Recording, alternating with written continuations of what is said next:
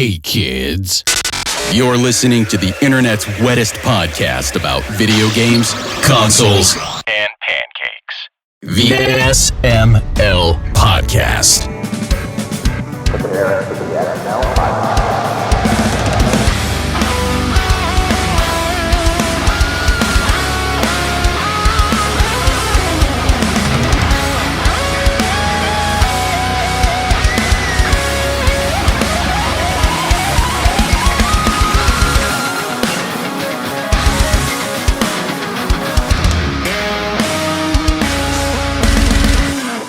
What's up, everybody? This is the SML Podcast. I am your host, Joe. We have a big episode lined up tonight. Aki's here, Ian is here, Chris is here, Pernell's here, and Andy is here. How's everybody doing? Fantastic. Great. Great. Wait a minute. Sorry. I'm doing good. Someone tell Kermit the Frog to take the dick out of his mouth.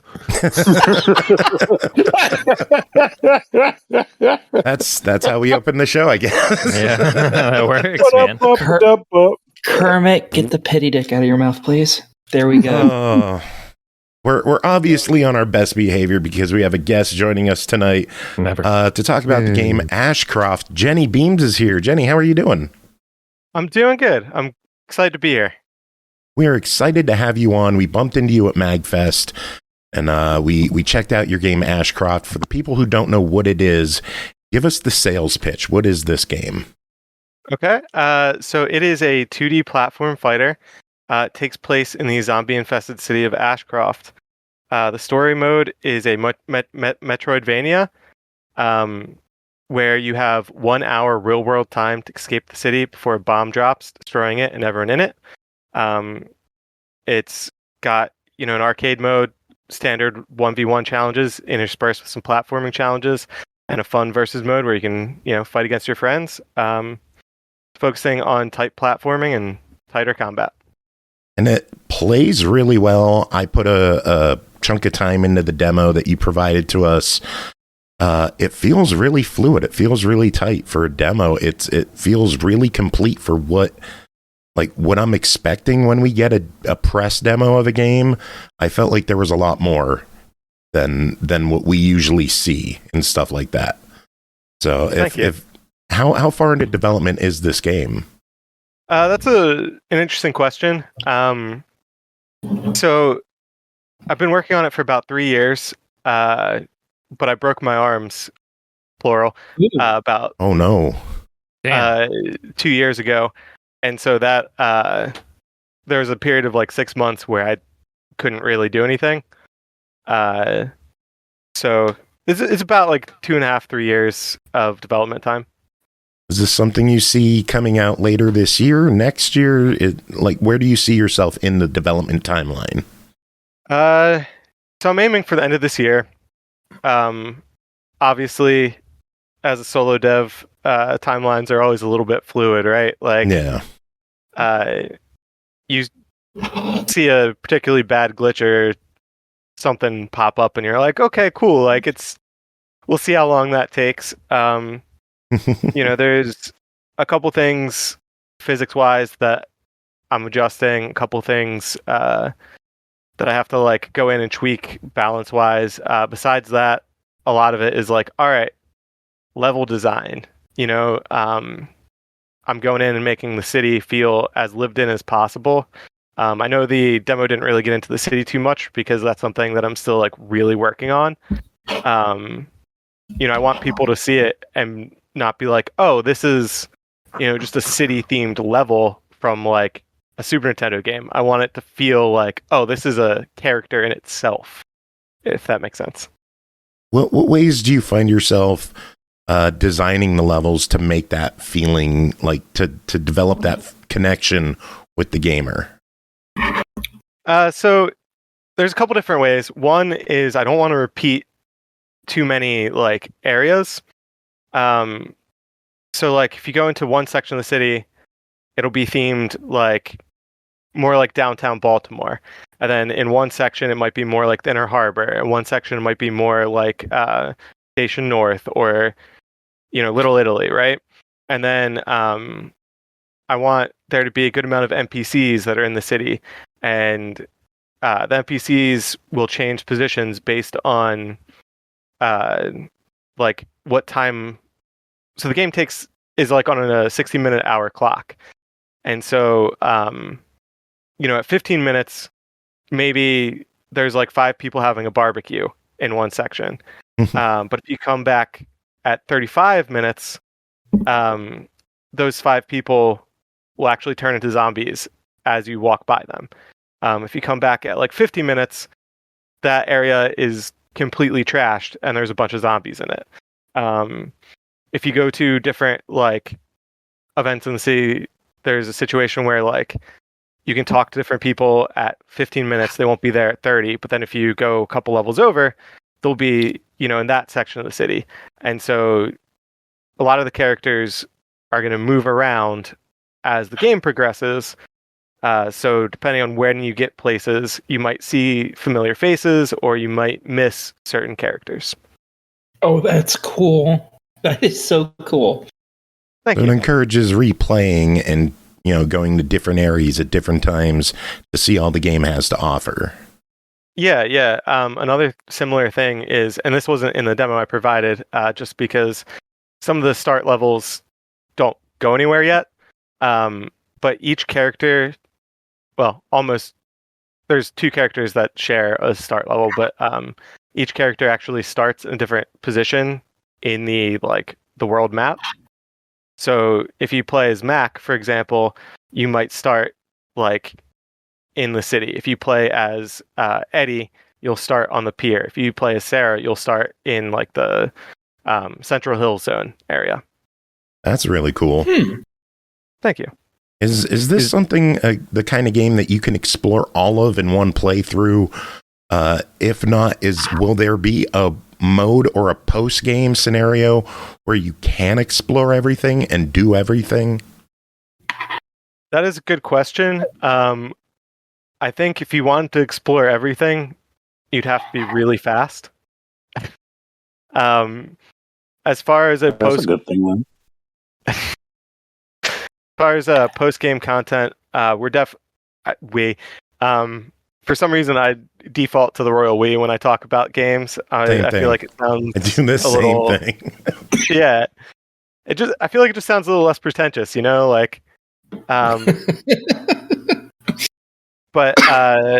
yeah, I'm looking at an option, if you beat the game and you get a not the worst ending, having an option for a cheat code that disables the hour-long timer.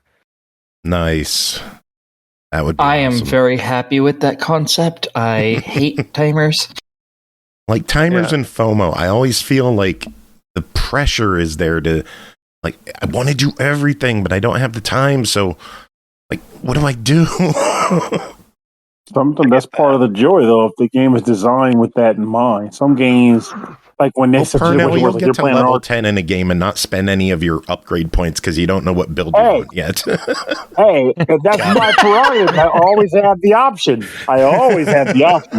But typically, in a game where they design it with the intent being to, come back and retry it and see what happens next, and they keep the time at a minimum to do so, that's when I'm generally more so okay with it. RPGs, you're playing for 60 freaking hours, and then they expect you to come back and do it again because, I have no life and nothing better to do. No, I don't have time for that. But something like what he's describing sounds pretty reasonable to me.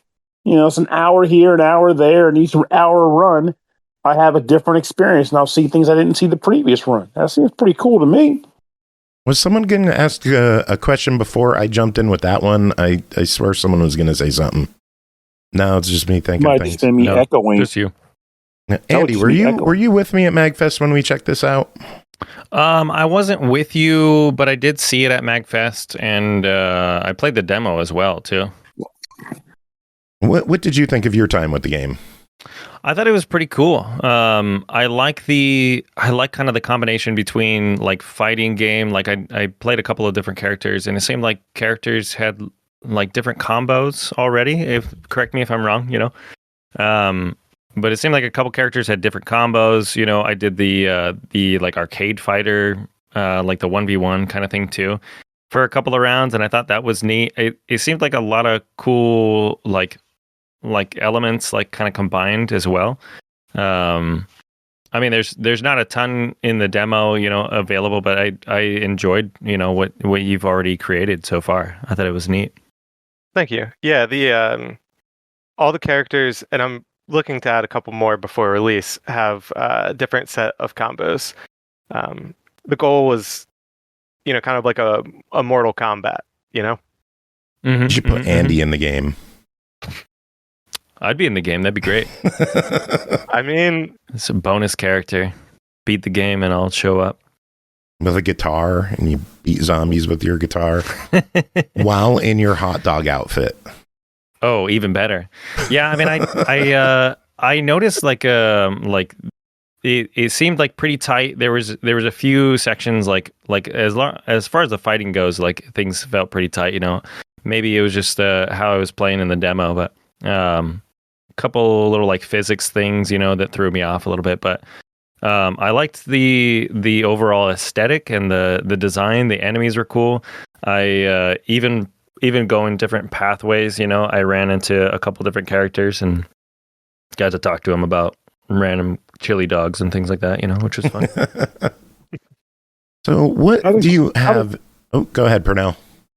Oh, I was just going to ask a simple question. What would you say was your? I noticed it's like a pretty eclectic roster of characters, and I guess the two thoughts I had were one, was this one of those cool scenarios where designing the characters you were able to say, well, I'm going to be inspired by some of my friends and colleagues when I design character X, Y, or Z. But then also, who would you say is your favorite of the bunch so far? Oh wow, favorite of the bunch is hard. But one of the things that really inspired me to make this game is when I was younger, like real young, like 4 or 5. Me and my cousin used to talk about like video games, right? As 4 and 5-year-olds, 6-year-olds would do, right? Like playing Mario and stuff. And we're like, oh, what would we make if we could make a game? And we had always wanted to put ourselves in a video game, just like me and my family. And so, I'd always just kind of kept that in the back of my mind. And when I was like learning enough to make a game, I was like, oh, that'd be kind of fun, So, like Slam is based on my sister, my twin sister. My brother is Mac is based on my brother, and then interestingly enough, Mosh is based on me before I started transitioning. And so that was kind of how I got those 3 characters. And then Sarah was actually from a different video game I was working on. Before I was working on this, I had a like top-down like hack and slash gauntlet style game that I was just fooling around with. And I actually had a dream that I tried to work on a platformer earlier, and I could never figure out a certain part of the physics. And I had a dream where I figured out the physics, and in kind of a like what was that movie? Field of Dreams. If you build it, they will come. Yeah. Yeah. I was like, oh, I gotta at least try that if to see if it works. And that was the sprite sheet that I had opened up on my computer from like the night before working on the hack and slash. And so I literally just copied and pasted her into it and was like working on the physics and was like, oh, okay, that worked. Like I got the platforming done. And so she was the first character in the game. And I was just like, yeah, she's, she's going to be in it, I guess, and then Bucky is just a zombie that I've been drawing since I was young. I always need an antagonist in all like the little cartoons and comics I drew. And then Jenny Nitro, Charlie Kaboom, based on a couple friends I had in high school, because I used to draw all my friends fighting zombies in high school. That was just like a thing that I would do. And Barda is based on me as I am now. At MAGFest, I was wearing a Vi cosplay wig, but usually I have like the long red hair, and I have very leaned into the like, oh, I'm gonna work out, and I initially drawn her just to be a NPC in one area as like a fun little Easter egg. Like, here's me and my best friend Abby, who was at MAGFest with me, and I actually liked how it turned out well enough that I was like, I need another like boss character in story mode anyway. I like this design. Why not, right? That's pretty cool. As for favorite character, I really enjoy playing as Slam. I find the like throwing your hammer to be a really fun mechanic where it's like, oh, okay, like you have these really powerful attacks, but if you want a range attack, you have to give them up until you can pick it back up, kind of thing. I find that really interesting. That's kind of funny. Of all the characters, so I didn't have a ton of time to go deep, but I did choose one character and played like multiple rounds using that specific character because I like throwing the hammer. So there you go. That was the same character I was playing as too. It was messing with me a little bit though, because I was doing the arcade mode stuff, and there was like that one level where it was like, hey, it's like a platformer that's auto scrolling like Poke Floats or something, and at one point I threw my hammer at the zombie, bounced off the zombie, went into the spike pit, and it would bounce out of the spike pit, but I couldn't get to it because you have to press down while it's stationary. So the level kept scrolling. I'm like, hammer attack. It's like, don't have a hammer. Don't have a hammer. Like, can I call it back? Can I do some kind of, psychic friends network? Call the hammer back to me. And it was like, nope. You just need to be Thor. That's all. Yeah. That's one of those things that is, I have like a 6 foot tall whiteboard. Is how I keep track of all of my like things that I have to implement, And right near the top is the like, if the hammer leaves the screen, have it fall back down, like on top of your character, kind of. It's one of those like, oh, I have to do this, but there's so much on there that I've had to be really, what is the word?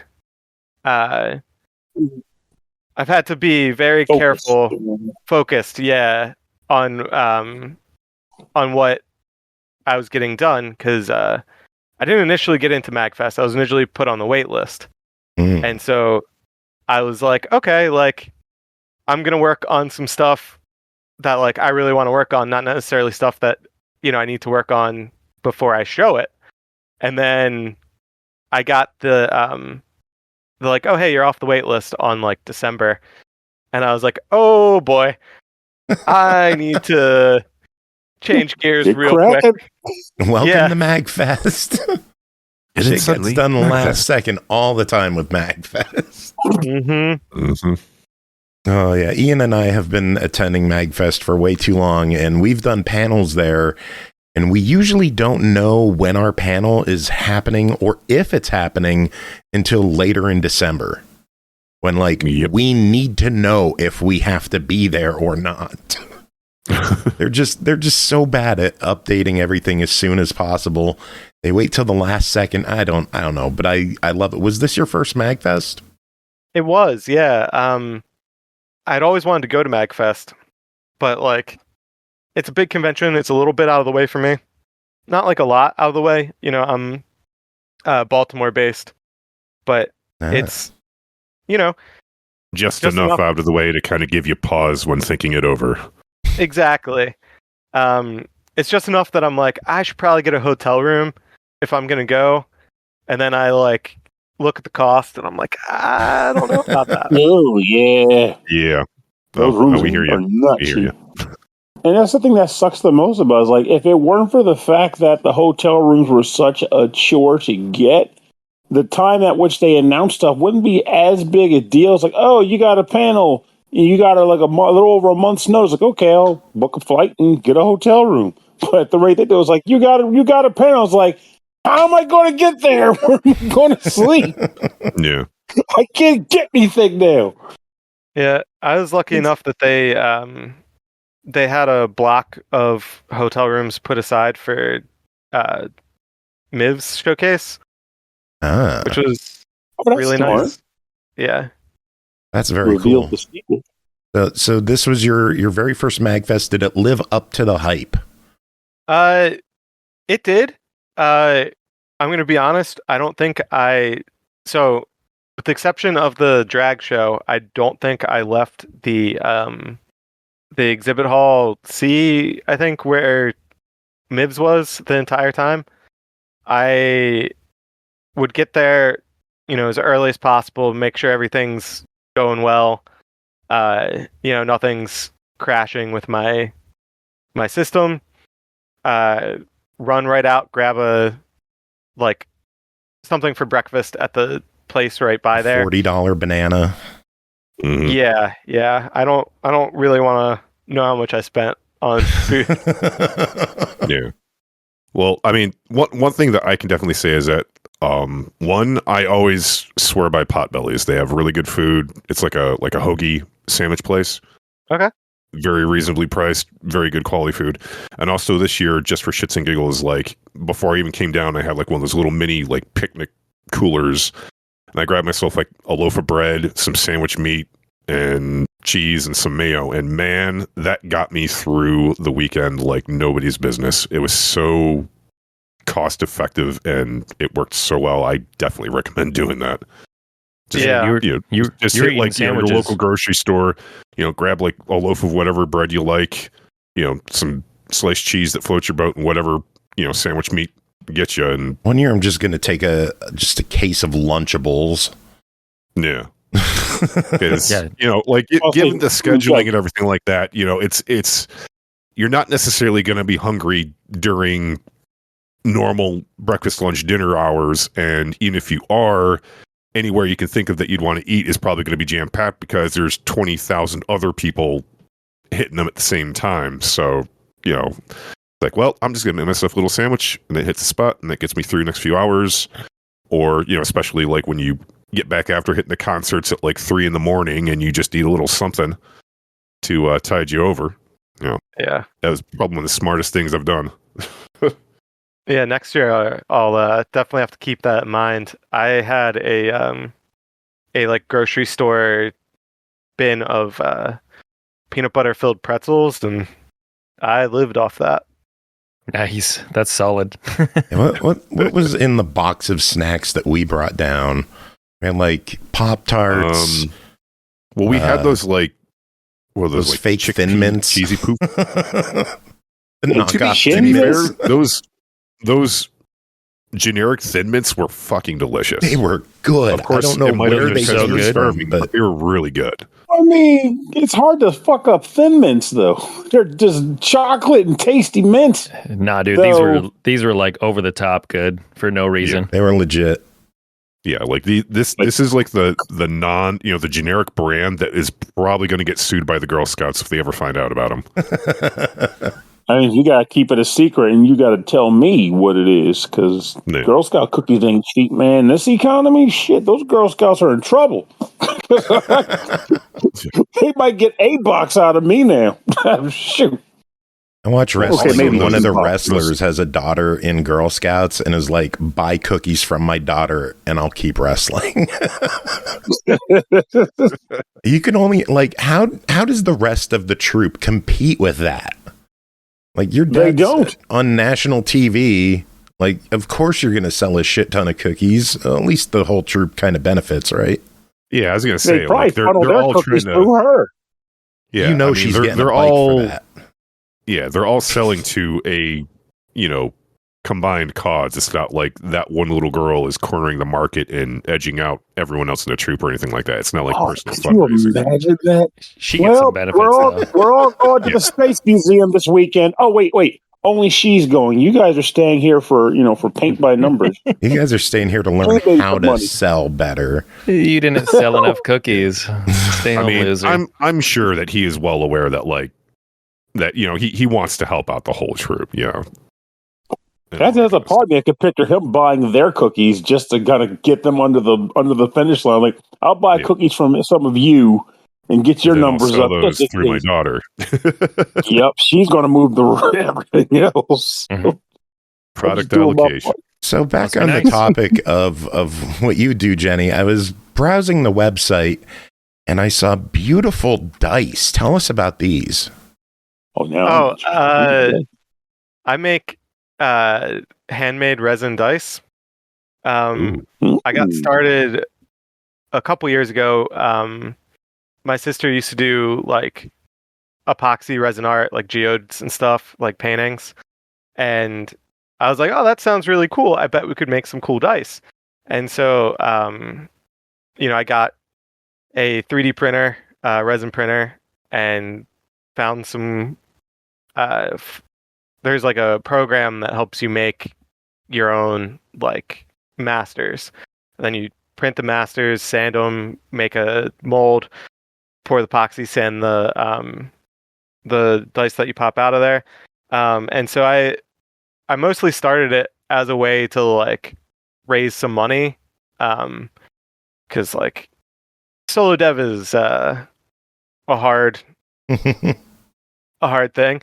And I was like, to help get to different like events, I was like, oh, I can make these like cool little dice and sell them. And so I still do. I enjoy it. They're really good for like gifts for friends and stuff. Like when Christmas rolls around, I do a couple for the people I play D&D with, and it's a nice like almost mindless activity where like I do computers for work, I do computers for game dev. I need a couple things that aren't staring at a screen. Yeah. Aki, have you looked at the dice? Aki? Yes, I have, and I hate you. I hate you so much. Which ones do you what want? Joe is saying is... I want one that's sold out. I want that Half-Life Peaks, because it is gorgeous. Aki, you're cutting out. I don't know what's going on. Okay, so... give me just a second. I'll figure this out. Do you have a loose wire in your mic or something? She's losing signal connection because she's trying to buy those dice. If only. No, I moved it to push the talk because I'm doing other stuff here, kitchen prep. No, I want two sets, and one of them is sold out. The Half-Life Peaks one is beautiful, but it's sold out right now, and the other one is the Amethyst ones because they're pretty. And I hate you, Joe. I hate you so much because now I need money. Well, Jenny likes you now, so there you go. You made a new friend. Yeah. I also do custom orders. I did a vaguely Ghostbusters themed one not too long ago, which was a lot of fun. Just a lot of like glow in the dark green and the Mystic Force Zone one, because I like that one. It wasn't too far off from that, but the like the what do you call them? Numbers. Words are hard, right? Ain't that the truth? Numbers are harder. What do you call thingamabobs? Yeah, but the numbers were red, and then the symbol wasn't my symbol; it was the Ghostbuster symbol. Nice. Well, that's cool. Yeah. I also kind of want the Prismatic Pride one. It's pretty too, but it's also sold out. Yeah, those are fun. They're not easy to make. Getting all the different colors in resin is a bitch to do. I know my mom does resin jewelry. Oh, nice. I smell a trade coming. Some jewelry for some dice. Maybe include a chicken. I would not be against that because the dice are expensive and I have no money. Bushel of carrots, include them. I was kind of waiting for the show to take my money, but yeah, I'm definitely do some wheeling, do some dealing. Let's make this happen. Come on. We got some And wheeling. the We moose got some product here. feeling. God bless capitalism. Indeed. What's the plug the website so everybody else can go snag some of these cool dice too? I He believe did it put the is. link in the chat, Oh, is it? Okay. Oh, okay. but I'm sure he could. Hold on. Yeah, for those who are looking, it is MoshJasonGames.com. You can check out all the information on the dice there, and then there's links to the Steam page for Ashcroft, the contact page, some links, all that other fun stuff. I know we've been chatting for a while. Is there anything else that you wanted to chat about with the game that we didn't bring up yet? Oh man, I don't know. We've been talking about it a bit. What kind of feedback have you gotten on the game so far? Like what types of changes are you looking to implement? Because in my time with the game, the only issues I really have are like control mappings where you have to hit the start button to proceed in dialogue or the start button to move through doors. It just feels awkward, but I figure that's something that could be worked out in due time. Yeah. There's a couple things that like we noticed at MAGFest that we already like started looking at. That one is one of the things. I'm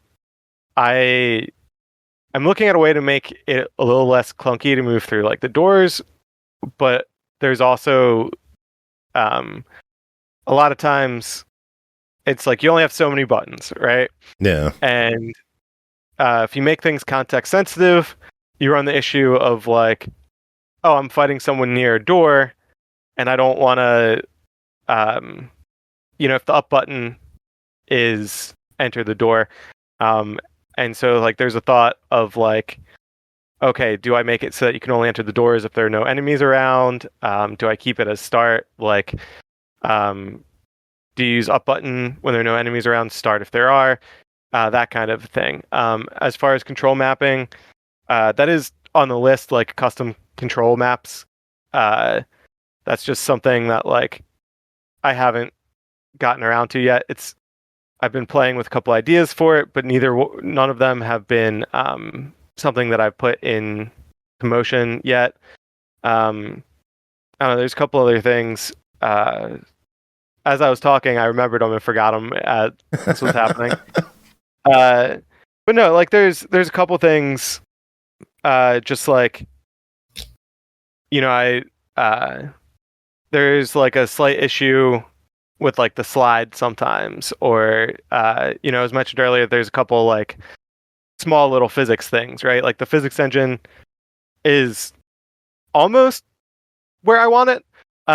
There's like one or two things that'll pop up where like, oh, okay, that's not quite right. You know what I mean? And so I'm looking at different ways to like mitigate that.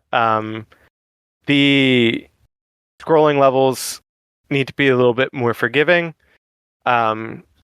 Initially, at MAGFest, there was a lot of people who played it, and the ring outs were originally a little bit harsher. It was originally just an instant kill if you got knocked out of the map. And I noticed that was a pain point. And so at like 2 a.m. Friday night, when the crowd was pretty sparse, I was in there updating it so that like when you got out of the screen, it wasn't an instant kill. There's a timer.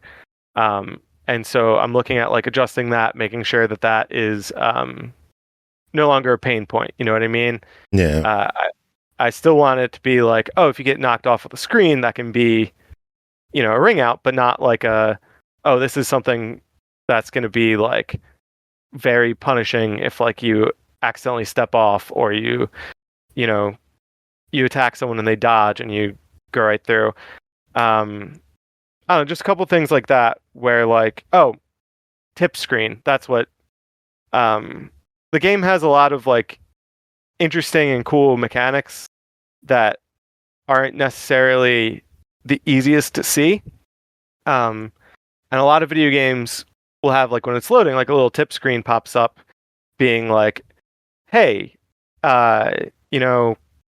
if you do this, this happens. Like if you hold B, Mosh charges his spicy toss kind of thing. Slams X down when she's in the air, does the elbow drop, and the damage on that scales with how far you drop.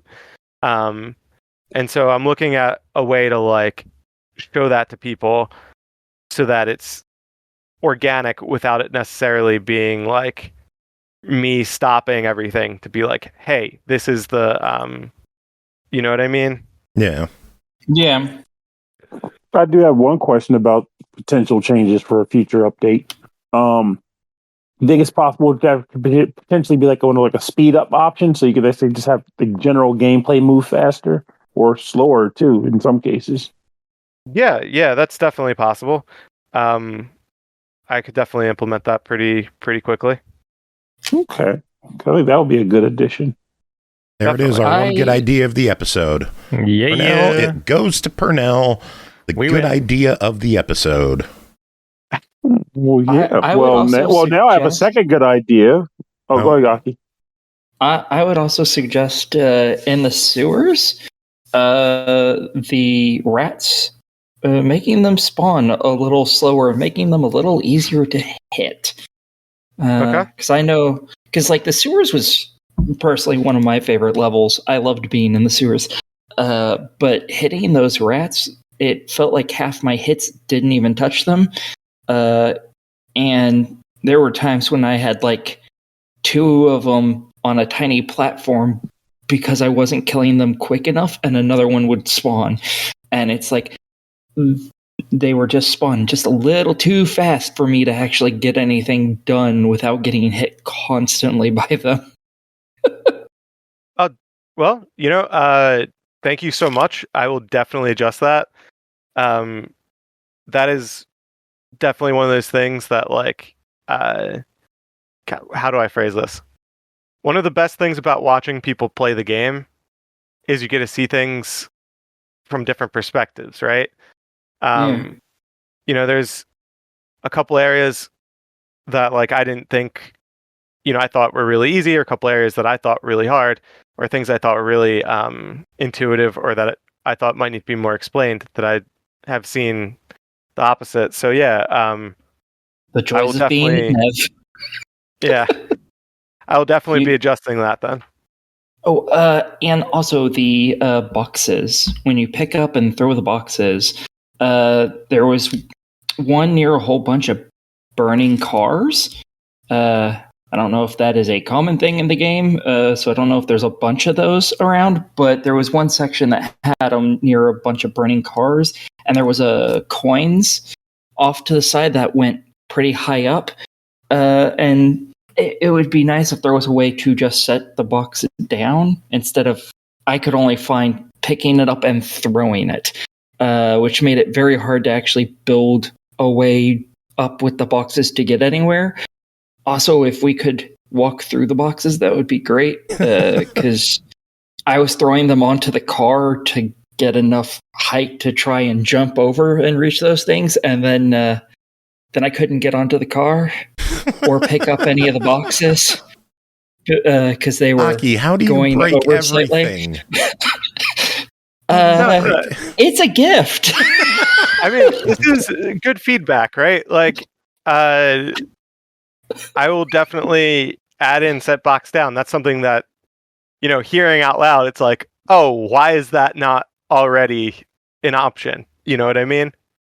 Yeah, if we could set it down and then be like in the area right in front of them or something, and hop up and then set the next one down and then hop on top of it, set the next one down, that would make just being able to get those coins that are up really high and you're supposed to use the boxes, it would make it a lot easier to get around. And then we also don't end up being stupid like me and getting yourself trapped and have to restart the game.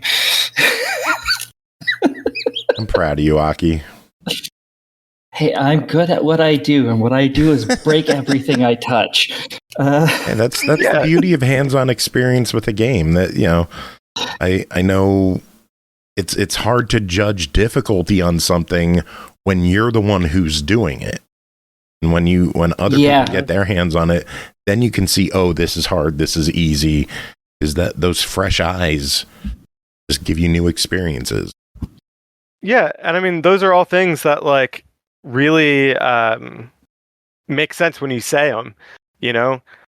And now that like, you know, I don't know why I'm holding this up. There's no cameras, but like, I have this sheet of like things that we've talked about that I've written all down, and it's like, oh, okay, like, you know, in the next week or two, I'll probably have all of these changes made, and I'll go through it and be like, wow, okay, yeah, that does really improve the game.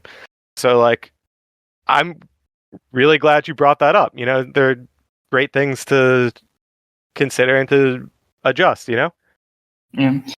Yeah, I always do that anytime I can, because I very much understand that a dev, you know, they get used to a game and then then they make it a little harder because they're like, oh, this is too easy. And then they get used to that while they're making the game. It's like, oh, this is too easy. And they make it a little harder and they just keep doing that. And then it gets to the average player's hand and it's like, yeah, you're like at a level 100.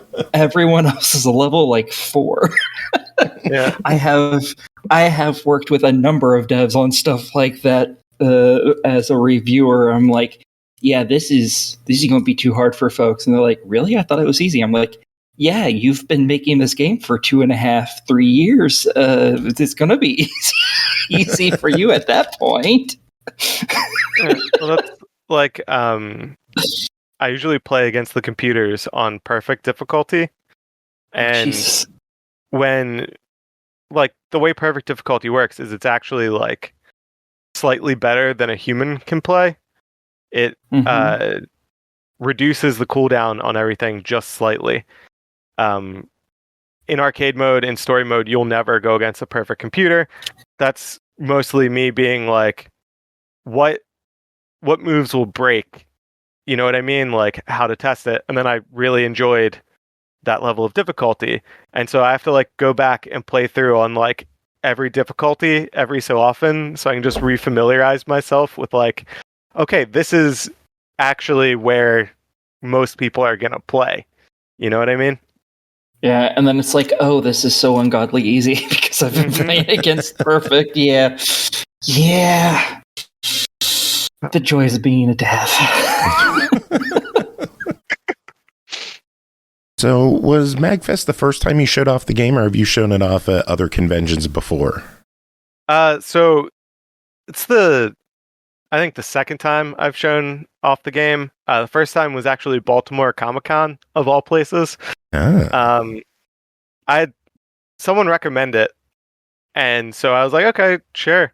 And you know, I got a booth down at Baltimore Comic-Con, and as I was showing it to a bunch of people, and it was in a much less polished state at the time, and I had a couple people come up and like really seem to get into it, and you know, these other two guys were like watching a couple people play for a while, and then they came up and played it, and they played like 4 or 5 rounds, and then they like were like, hey, you need to apply to MAGFest. And I was like, all right, like I'll give it a go, you know? Yeah, might as well. Any other events coming up that you're going to be attending or applying for? I applied for Too Many Games Con and I think Awesome Con. TMG. If you go there, I'll see you there. Hell yeah. I'm hoping I get into those. I think the let me know date, I'm sure there's a better word for that, is like early March. So, you know, I got my fingers crossed. Oh, hopefully that works out for you and they get you in. Hopefully we see you at MAGFest in the future too. I know there's some games that come back year after year. It'd be great to see Ashcroft there again. Definitely. Oh man, well I know we've been chatting for quite a bit and we do have more show that we got to take care of. So Jenny, I want to thank you for coming on and chatting with us, hanging out with us. Where can people keep up to date with you and what you're doing? So I am almost exclusively on Blue Sky now. The correct choice. Yeah, that was kind of my thought. I believe, and I should probably check this before I say it, but I believe I am MoshJason at Blue Sky. MoshJason at Blue Sky. I couldn't remember if I put the games in there for that one. But yeah, if you want to keep up to date with what I'm working on and probably see me talk about axes, MoshJason at Blue Sky. Very cool. Jenny, thank you so much for joining us. Again, Ashcroft is on Steam, the page that you could wish list it on. No set date. Is any kind of window we could look for? I'm really hoping for December of this year. That's my ultimate goal. We'll see if that happens, but that's what I'm aiming for. Very cool. And when it gets closer to release, hit us up. We'd love to have you back on. Definitely, will do. Awesome. Do you have any final words to end the interview? Oh, man. Well, obviously, thank you guys so much for having me on. This has been great. Enjoy the rest of the show.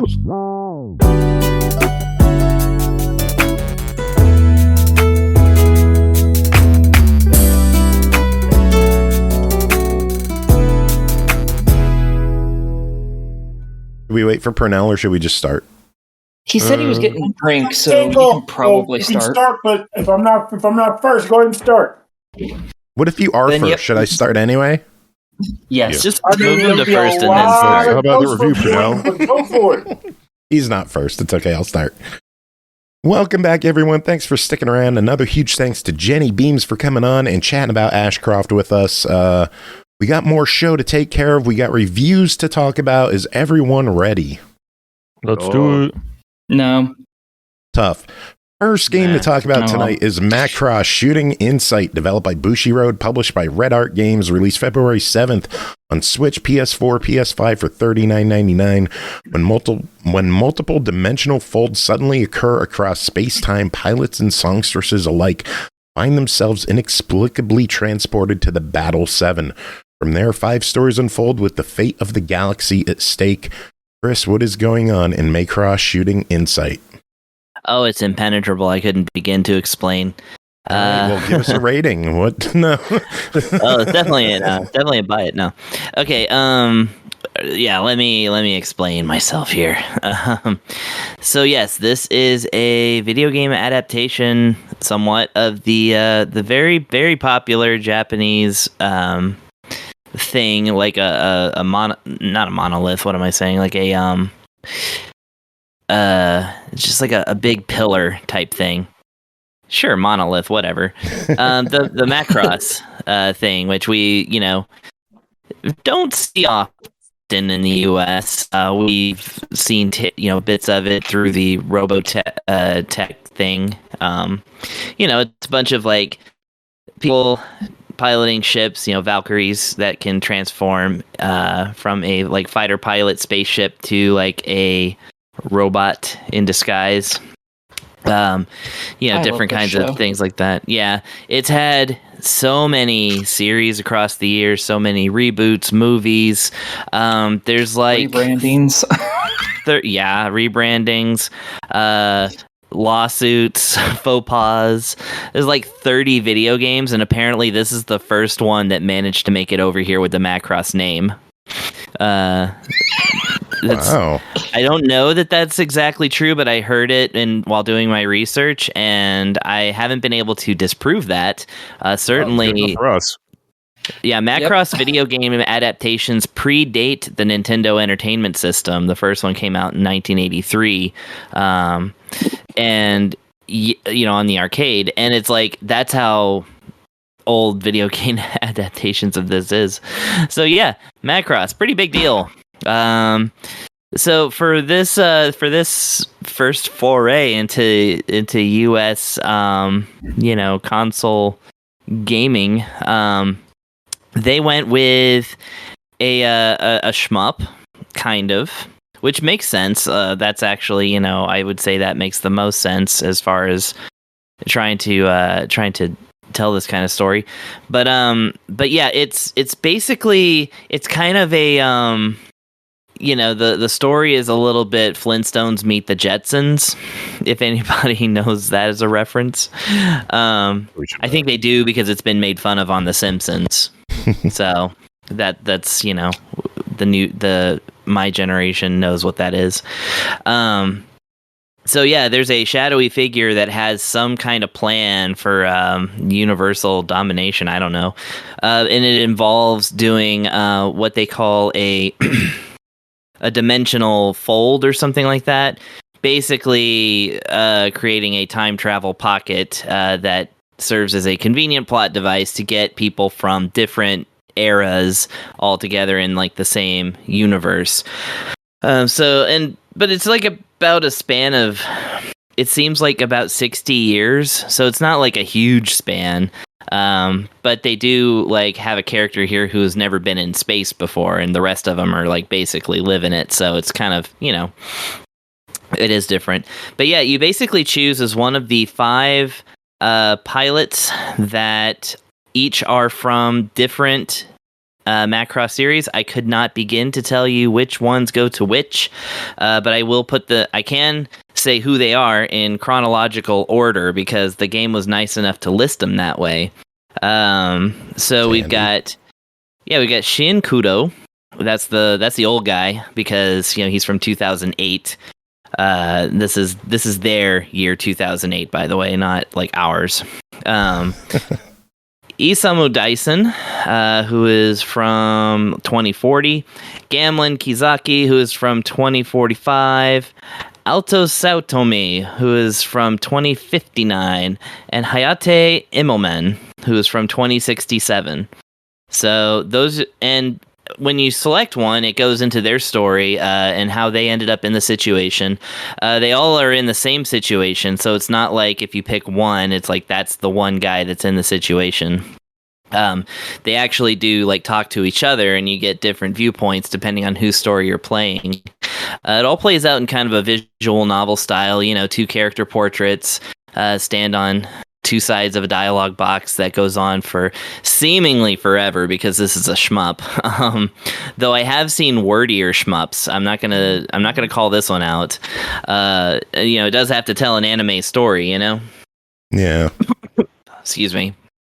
I choked on my blackberry Dr. Pepper. Ooh, what do you think of it? It's pretty good. It's not as good as just regular Dr. Pepper to me, but it definitely tastes like it has blackberry in it. So would you give it a try or a buy it? I would try the blackberry Dr. Pepper. Get a 12-pack of it or something, and then go back to whatever you were doing. Still my favorite. The Dr. Pepper and cream soda. Those are good. I like the cream soda flavor better in Coke than in Dr. Pepper. My favorite way to alter Dr. Pepper flavor is the cherry Dr. Pepper. And I think that's the good stuff. Anyway, that's $29.99 for a 12-pack of Dr. Pepper Blackberry. I say go ahead and buy it. No, I'm just kidding. That's a joke about grocery prices. Yeah. So anyway, that's the story. That's all I can really say about the story is that, again, you're picking one of 5 characters who's in a situation involving time travel and a bunch of people from different times getting together against a foe that remains mysterious for the majority of the game. And they kind of interact with each other and other characters that are all from the series, although the story itself is unique to this game. Yeah, so this isn't like a straight up like adaptation of any other Macross story as far as I know or could research. Again, I'm not a Macross person, so I do love mechs and ships and stories like this. That's just fine. I just never got into it myself. Because I play too many video games, and obviously if they're not releasing them over here, I haven't been playing them. So, anywho's, I feel like I'm not to blame for this. The shmup part. Okay, so with each of your characters that you select is a different kind of ship. There's two different like things that you really have to like know in terms of like how things operate on this. So you've got your your left stick that moves you. The right stick actually acts as an aiming device that kind of has like this big conical like sweeping like a radar that you control, and it locks onto enemies. So every character has a straight up shot and a lock on shot. By default, you use the right trigger button for both, actually. So you're moving your ship around, dodging bullets and enemies and stuff. And with your right stick, you're kind of sweeping around. And if you're not shooting, then you're sweeping around, locks on, and then you can hit the shoulder button to send out a whole bunch of missiles for free that will destroy enemies much more effectively than simply aiming and shooting. However, that reticule also acts as the aiming for your shooting, so you can actually shoot in any direction as well as move in any direction. So in that sense, it kind of acts like a shmup, but also like a twin stick shooter, without fully committing to either one. Because like your character's regular shot is never going to be like the widest shot still isn't going to like take down the whole horde of enemies. You got to intersperse that shooting with that locking on. Fortunately, the game makes that mechanic very fluid, so it's not hard to get used to. This isn't a hard game to learn how to play. Then you got the Y button, which does what's called an assist attack, which basically just sends a whole bunch of missiles out of nowhere into the screen for you. It's effectively your bomb. And so that's like, those are the basic controls. I mean, it really doesn't deviate from that too much. At a certain point in the stages, like perspective shifts. This game is a horizontal shmup and a vertical shmup, depending on what level and where in the level you are. But it goes even further than that. There's an all-range mode that acts, again, more like a twin-stick shooter, usually with a goal of finding and defeating stationary... I don't know what they are. They're kind of drones that do something. I don't know. But you have to go find them and destroy them within a certain amount of time for bonus points and, collectibles, of which there are, like, way too many. There's collectibles from, of course, the series. They get put in a gallery for you to look at later. There's no penalty or reward for them. They're just there for the fans. Maybe there's a reward. I don't know. But anyways... then there is a fourth view. It's a little rarer. You'll only see it a few times, but it's basically the camera. Then your ship goes into robot mode, which it does sometimes, and the camera will go behind the shoulder for a kind of like third person, like Kid Icarus Uprising or Star Fox 64 kind of boss fight, but a little more stationary. It's more like you're moving around the screen and dodging, but you're not like propelling forward or anything like that. You're just, it just kind of goes into that sort of, Space Harrier style control scheme, and then you're, doing the same thing, shooting and locking on and stuff. But yeah, there's some bosses that operate like that. So pretty good variety. Actually, I really, really enjoy the shmup aspect of this game. It has lots and lots of difficulty options. You can basically make this game as easy or as hard as you like. The easiest modes are extremely a breeze. I mean, like early Kirby games, like breeze. Like the early part of the Kirby game before they pull the rug out from under you. I don't mean like just early Kirby. Anyways, that's but it's like very much like a shmup for beginners. If you're like a Macross fan and you're not good at shooters, you can still play this game, no problem. And then you can crank it up to where it's, of course, you're getting murdered all the time, which is fine. It's not like a one hit and your ship explodes kind of experience. All the ships have HP. They all have They'll have like, each different character can take a different amount of hits. Sometimes you can level up your shields. So, there's that. It's not super frustrating, like arcade style, blow up all the time and then just smash continue and, keep going. It really, there was some real thought put into the game part of the game. And yeah, that's kind of just about it. Like I said, it's very much a loop of just go through some shooting, go through a lot of dialogue, go through more shooting as the game tells its story.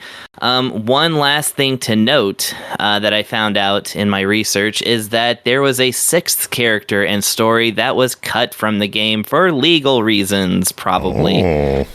Yeah. Apparently a very popular Robotech / Macross character called Rick Hunter was included in the Japanese version and has been expunged from the US version, possibly due to shenanigans from Harmony Gold, who own like the rights to like Robotech or whatever. He's like one of the earlier guys, I think, like from maybe, I don't know. I'm not a fan of the series, so I can't really tell you where exactly he's from, but the sense I got is that he's a pretty popular character. And yeah, it was supposedly a very important part of the story too, so I don't know how they changed the story around that or anything, but that's what they had to do. So, last little warning for folks, for folks who are considering this over the Japanese version, because the Japanese version's been out for like a year now. It took them a long time to get this over here. Oh wow! Yeah. Damn. Well, it clocks in at $39.99. Was it worth the wait? Yeah, I really like this one. Like I said, I'm not a fan of the series, but I could be. Now I got a starting point. I could, I feel like I could kind of jump in and be like, oh, hey, there's that character and that character. As a shmup just by itself with no dialogue or story, which, by the way, the game does have an arcade mode that is locked. You have to unlock arcade mode. But you can also just skip the stories in the story mode, so that's kind of weird. They also have a level-by-level unlockable challenge mode or whatever, and a boss rush. That's just to let you know. But yeah, it's got a lot going for it. I really like it as a game. As a video game, it's been just fine. It works perfectly fine on the Switch, which, shmups tend to. They tend to not be too bad. I'm going to say it's a fair price, and like I said, maybe they'll come out with more stuff now over here since they've got, somebody that can do it. That'd be nice. Maybe some cut content DLC. Hey, there you go. Bring us Rick Hunter, bitch. Next game to talk about is Rogue Waters, developed by Ice Code Games, published by Tripwire Presents, released February 4th on Xbox One, Series X and S, and PS5 for $29.99. Rogue Waters is a pirate tactical turn-based roguelite. Play as Captain Cutter, commanding your ship and crew through procedurally generated encounters to seek revenge. Recruit, train, and upgrade crew, use powerful sea creatures, and engage in dynamic naval and melee combat to gain the upper hand. Pernell, tell us about your time with Rogue Waters. So, Rogue Waters is, as you described it, it's a roguelike tactical game involving pirate and sea combat. So, as Captain Cutter, you are the head character of your fighting squad. You have made a bond or formed a bond of sorts with a ethereal spirit creature, which gives you the aforementioned ability to summon sea creatures as you earn them. You start with just one, but you'll get more. As you play the game, it falls into a very straightforward flow. It plays like Slay the Spire, in that you will gain access to a map that is connecting a series of nodes with branching pathways. At the beginning of your choices, you are able to choose one of multiple routes, one of which is generally a story route, meaning that if you engage it and succeed, you'll continue with the story. The other two are just ways to continue playing the game to acquire booty. Yeah, that's what I said. I'm comfortable with that too. So once you've chosen a route, usually grade it in difficulties of high risk. I guess that's like the difficult, sort of like a level of like dangerous nodes or whatever are there. And then also a regular difficulty and the duration of the map. being low, medium, and high. So the higher the duration, the larger the map is, so the longer it'll take you to get from one end to the other. Once you're on board, again, like Slay the Spire, you will be trying to decide which of a series of locations you want to go to. Typically, it'll be a rival pirate ship. Other times, it might be a random event where you'll get a bit of story text and a number of choices which can yield rewards or unfortunate side effects / consequences. And then, of course, the occasional store or opportunity to heal your crew, and just a variety of different events, or even the means of like chipping glass off the seafloor, which is a currency I'll talk about later. But the main type of node that you'll come across in this game is Scurvy Dog Scuffles. What that will be is, I made that name up. That's not the name in the game. The game doesn't have a name for it. It's just a battle. Once you engage battle, battles in this game are broken into 2 phases. The first phase is sea combat, in which case your ship will be battling against a rival ship. This takes place over the course of 3 turns, and on a turn, you will gain access to a series of command points, which can be used to operate one of the many cannons you have equipped to your ship. Typically, you start with 2 until you upgrade your ship further, but you can find additional cannons during a run also, which can be equipped to your ship. Some cannons can be used on the first turn. They might have to be held off until future turns, but the benefit is that they kick ass, and they generally do a lot more power or a lot more damage. There are also some other cannons that can be used early on, and then they kind of lose their luster probably because they're meant to quick chip damage for free or whatever. But on this scenario, between the 3 turns, you will see a cursor indicating what locations on your ship the opponent's cannons are aiming at and will likely damage. It could be anything from one of your actual cannons to booms that can be equipped on the ship to give you passive effects in the actual combat, which I'll get into shortly, or to the actual phase. This could be things like additional movement points or, additional health or whatever. And then, of course, they can even target the actual crew on the ship. So it'll behoove you to wisely choose who to target with your cannon fire. And then pray to the RNG gods of sea that you actually take out the enemies as you would hope. Because, of course, there are ranges of damage your cannons do. It's not just this cannon does 3 damage. It could be 1 to 3 or 3 to 6 or whatever. The enemy also has the ability to have their other options targeted too. They're buffing mechanisms and the crew, but you have to destroy the cannons first before the end of the battle to carve a path to those objects.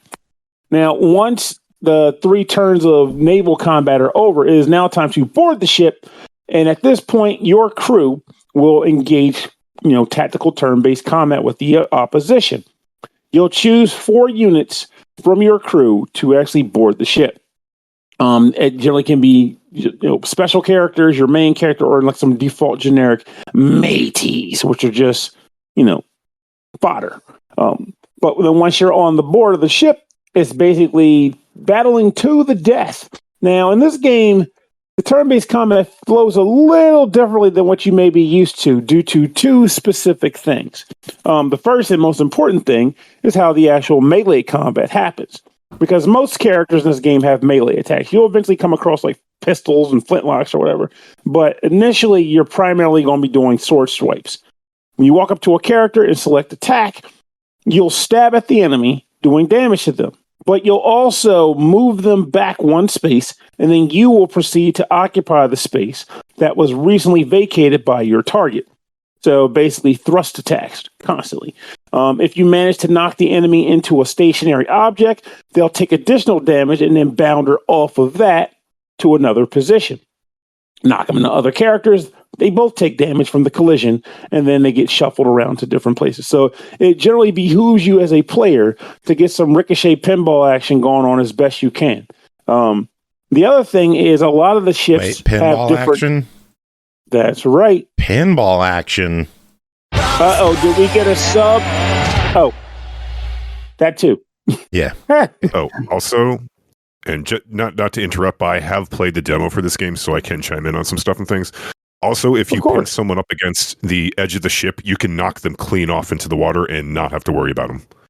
And I love it. Yes. And it freaking feels good sometimes. I'll be honest with you, though. I tend to forget doing that at times because Oh yeah, if I'm, yeah. Like if I'm, yeah, basically it kind of turns into like a puzzle of how many environmental shit can you bounce people off of? Like, if I attack this guy at this angle, he'll bounce off the barrel, bounce off. And another thing is that certain teammates, like if you bounce a bad guy into them, they'll get hurt. But there are certain teammates who will actually do additional damage. Hence the pinball. Mm-hmm. So basically, like, you attack this one guy, he bounces off a barrel, takes damage, and bumps into your teammate. They attack him, takes extra damage. He slides over onto this one space that's now on fire because you blew something up in the naval combat round. mm-hmm. So it's a matter of trying to corral them as hard as possible. That's right. And at the same time, they also don't want you to kind of stick around with the battles too long. Like I would say the battles are designed with the intent, well, as long as you're doing, decent job, even if you're not, you'll just die quickly. But the battles are generally designed to wrap up pretty quickly, which I appreciate, especially considering how big some of these maps can get, as far as like going up from the bottom to the top of the node screen or node map.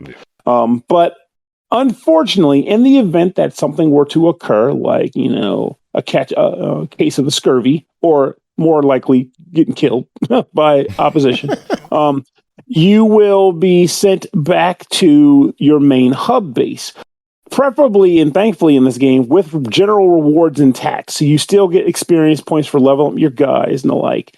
But once you get back to base, there's a few things that you'll likely notice about your crew. If a character dies in a general combat situation, but you don't lose your run, they'll take on a wound. And a wound reduces their maximum hit points by 1. So you'll notice that right off the cuff when you're back at the base. Man, my guy has a max of 5, but they can only hold 3. What's up with that? Oh, we got 2 wounds. So you'll want to put those people in the sick bay so that they can recover. Sick bay can be adjusted by upgrades, but at the default, every run you do with that character in the sick bay, they get 1 wound healed. But in addition to that, you can take your precious booty and shop around for a few upgrades. The most logical thing being, of course, getting additional crewmates. Because, again, at the beginning of the game, you start with just Captain Cutter and a couple of generic mates.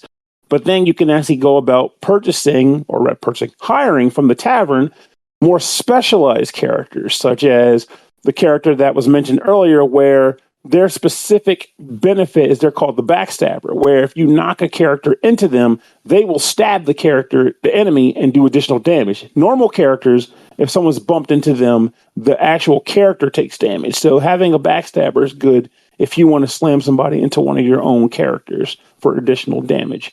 There's the cook, who drives me freaking crazy because he does more damage, but he can't actually ricochet people. That's the whole game. I don't want to use the guy who can't ricochet. Also, apparently, I recruited the cook because in general game concepts, you would think the cook is the guy that heals people. No, he doesn't. He ain't cooking shit. I don't know what that's about. But anyway, there's a cook. Well, to be fair, there are some instances where it is helpful not to shove the enemy around. But that is true. Those are very oddly specific exceptions, not examples. And the cook is cooking. He's just cooking up a beatdown. That's all. It's fine. That is cooking blood.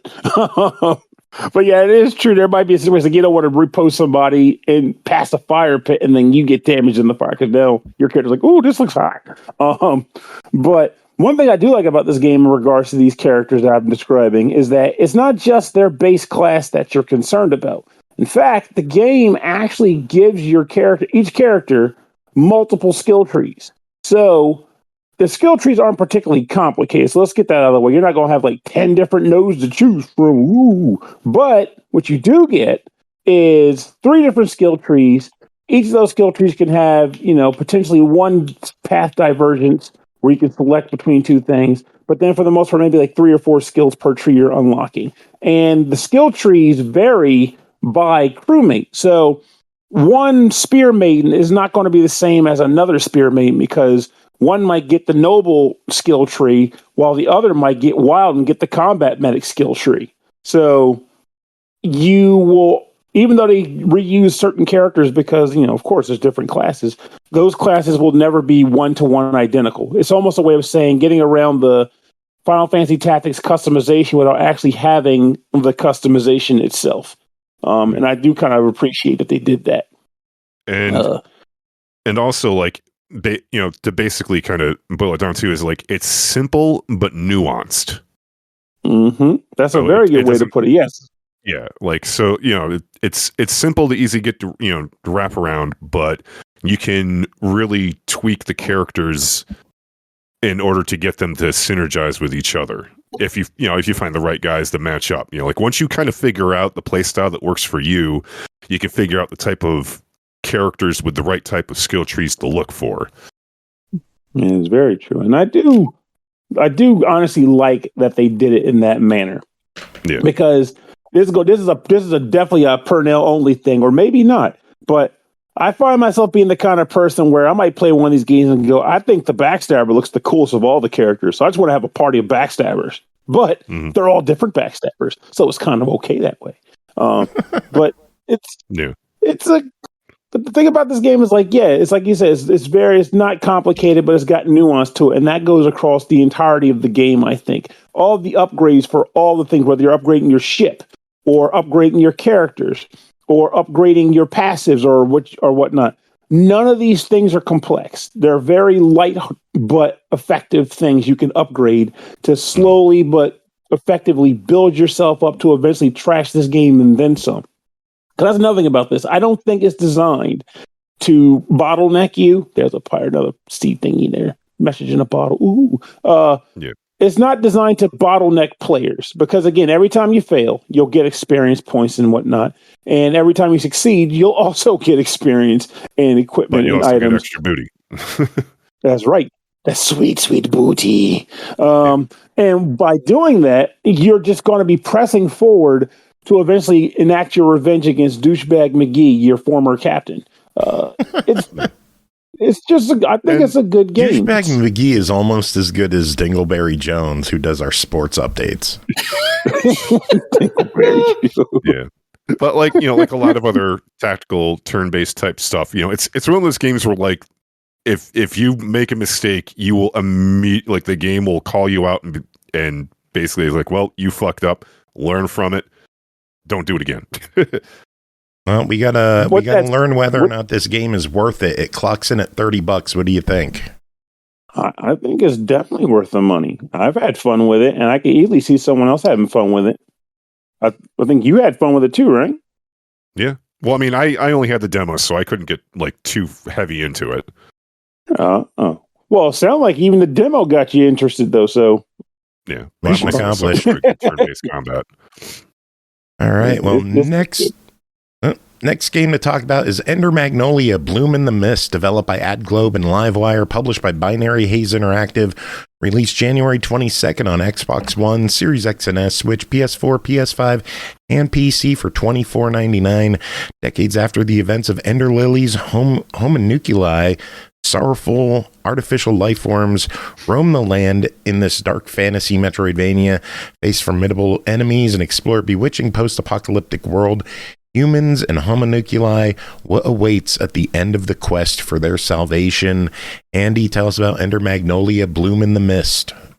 So, Ender Magnolia's main story, as you mentioned, takes part some many years later after the ending of its predecessor, Ender Lilies.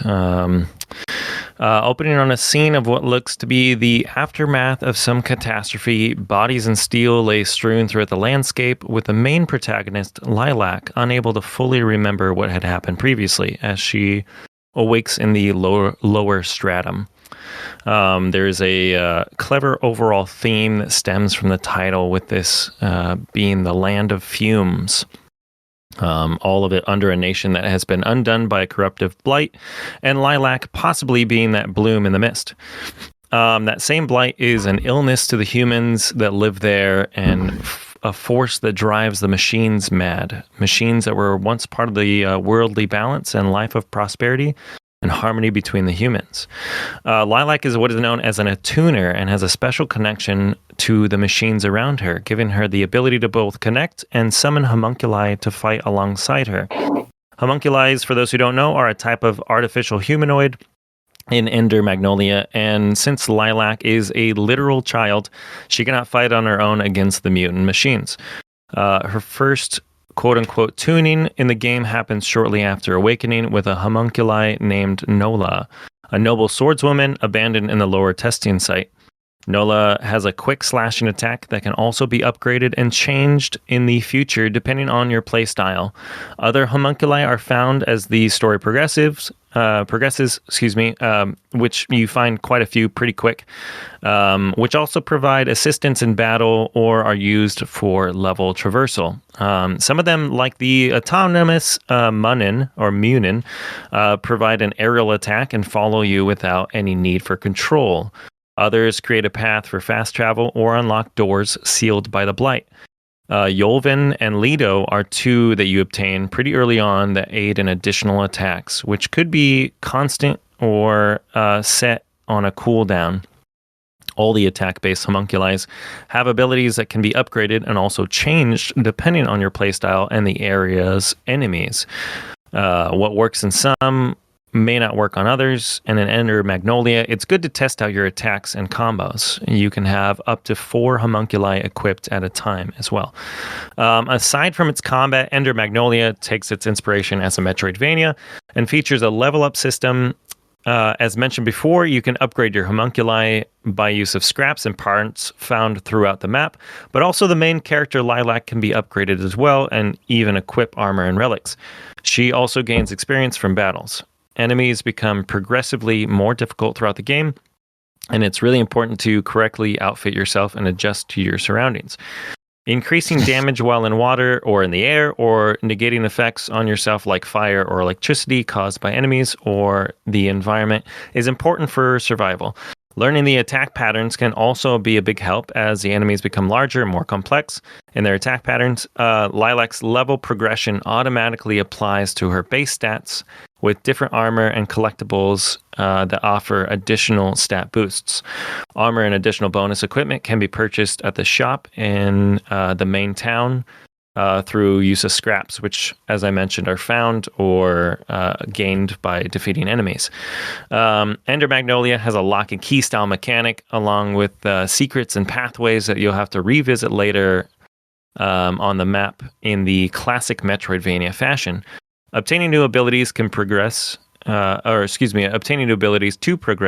and reach new heights or lows. And there's also a complexity and familiar gameplay to the game that Ender Magnolia does really well without any noticeable hiccups.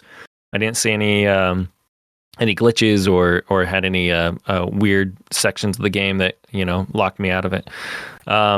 Carefully crafted notes and interactions between characters shape the story around you without things feeling too heavy or overbearing. And storylines develop the more you explore and interact. Rest stops, which heal Lilac and bring all the enemies back, will also offer additional storylines by means of conversations with your homunculi. They all help you to remind you of who you were before you lost your memory. Also, a special highlight to the game's fantastic map system, which will highlight an area when everything has been found or completed. I love that part. So I could finally find everything and not worry about going back ever again if I didn't need to. Also, newly introduced from the previous title is a difficulty setting which offers a more relaxed playstyle or a more challenging slog for the masochist in you.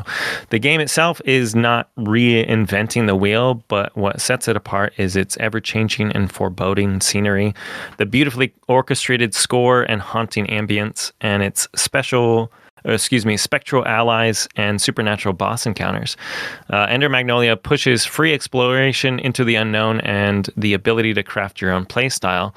And I'd been wanting to play the previous title for some time now, but I've been, after this, I've been kicking myself for waiting until I played this one to finally experience it. So that was it. All right. Well, the game clocks in $24.99 all platforms. What do you think of it? I would definitely get it. Yeah, this one does everything right. Like I said, I didn't play the previous one, and I wish I had. I've seen some people play it, and it looks so good. The storyline is going to, right? I'm definitely going to. Yeah, I'm gonna have to pick them. I'm gonna have to pick it up. I mean, I think the coolest part is like, you know, some of the unique battle system. Unique. And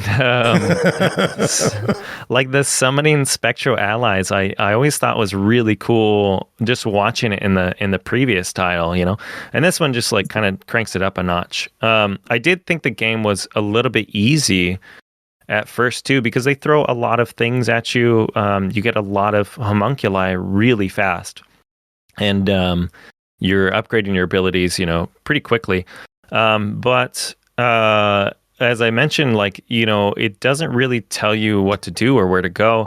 And I found myself, you know, like fighting enemies and just getting wrecked like all the time, even on normal mode. So there's the ability to crank everything up, you know, 2 times what its base stats are, you know, or bring it all the way down for a very like lax experience. But overall, yeah, I loved it, man. It's so good. Very good. All right, next up, Citizen Sleeper 2, Starward Vector, developed by Jump Over the Age, published by Fellow Traveler, released January 31st on Series X and S, PS5, and PC for $24.99, also available as part of Xbox Game Pass Ultimate. A dice-driven RPG in a human and heartfelt sci-fi world. You're an escaped android with a malfunctioning body, a price on your head, and no memory of your past. Get a ship, find a crew, and take on contracts while you navigate across the Starward belt. Ian, you and Pernell both tackled this. Why don't you start us off? What is Citizen Sleeper 2, Starward Vector? Well, if I was going to describe the game in a nutshell, assuming everyone is familiar with what I'm going to reference, it's like, imagine Tharsis baked into a visual novel. If you've never played Tharsis, well... So you about to?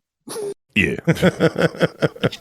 Tharsis is basically like Dark Souls difficulty. But anyways, but yeah, it's basically a dice-based skill check game, integrated with pretty much like a visual novel, and you can basically navigate your way through. But let's see here. Yeah. So how it works is, at the beginning of each, they call it a cycle, but I like to refer to it as like a game day. You basically get a roll of a handful of dice, and you use these dice in order to perform actions or skill checks or, you know, whatever, in order to accomplish your goals, missions, plot-related stuff and things. And there are 3 classes.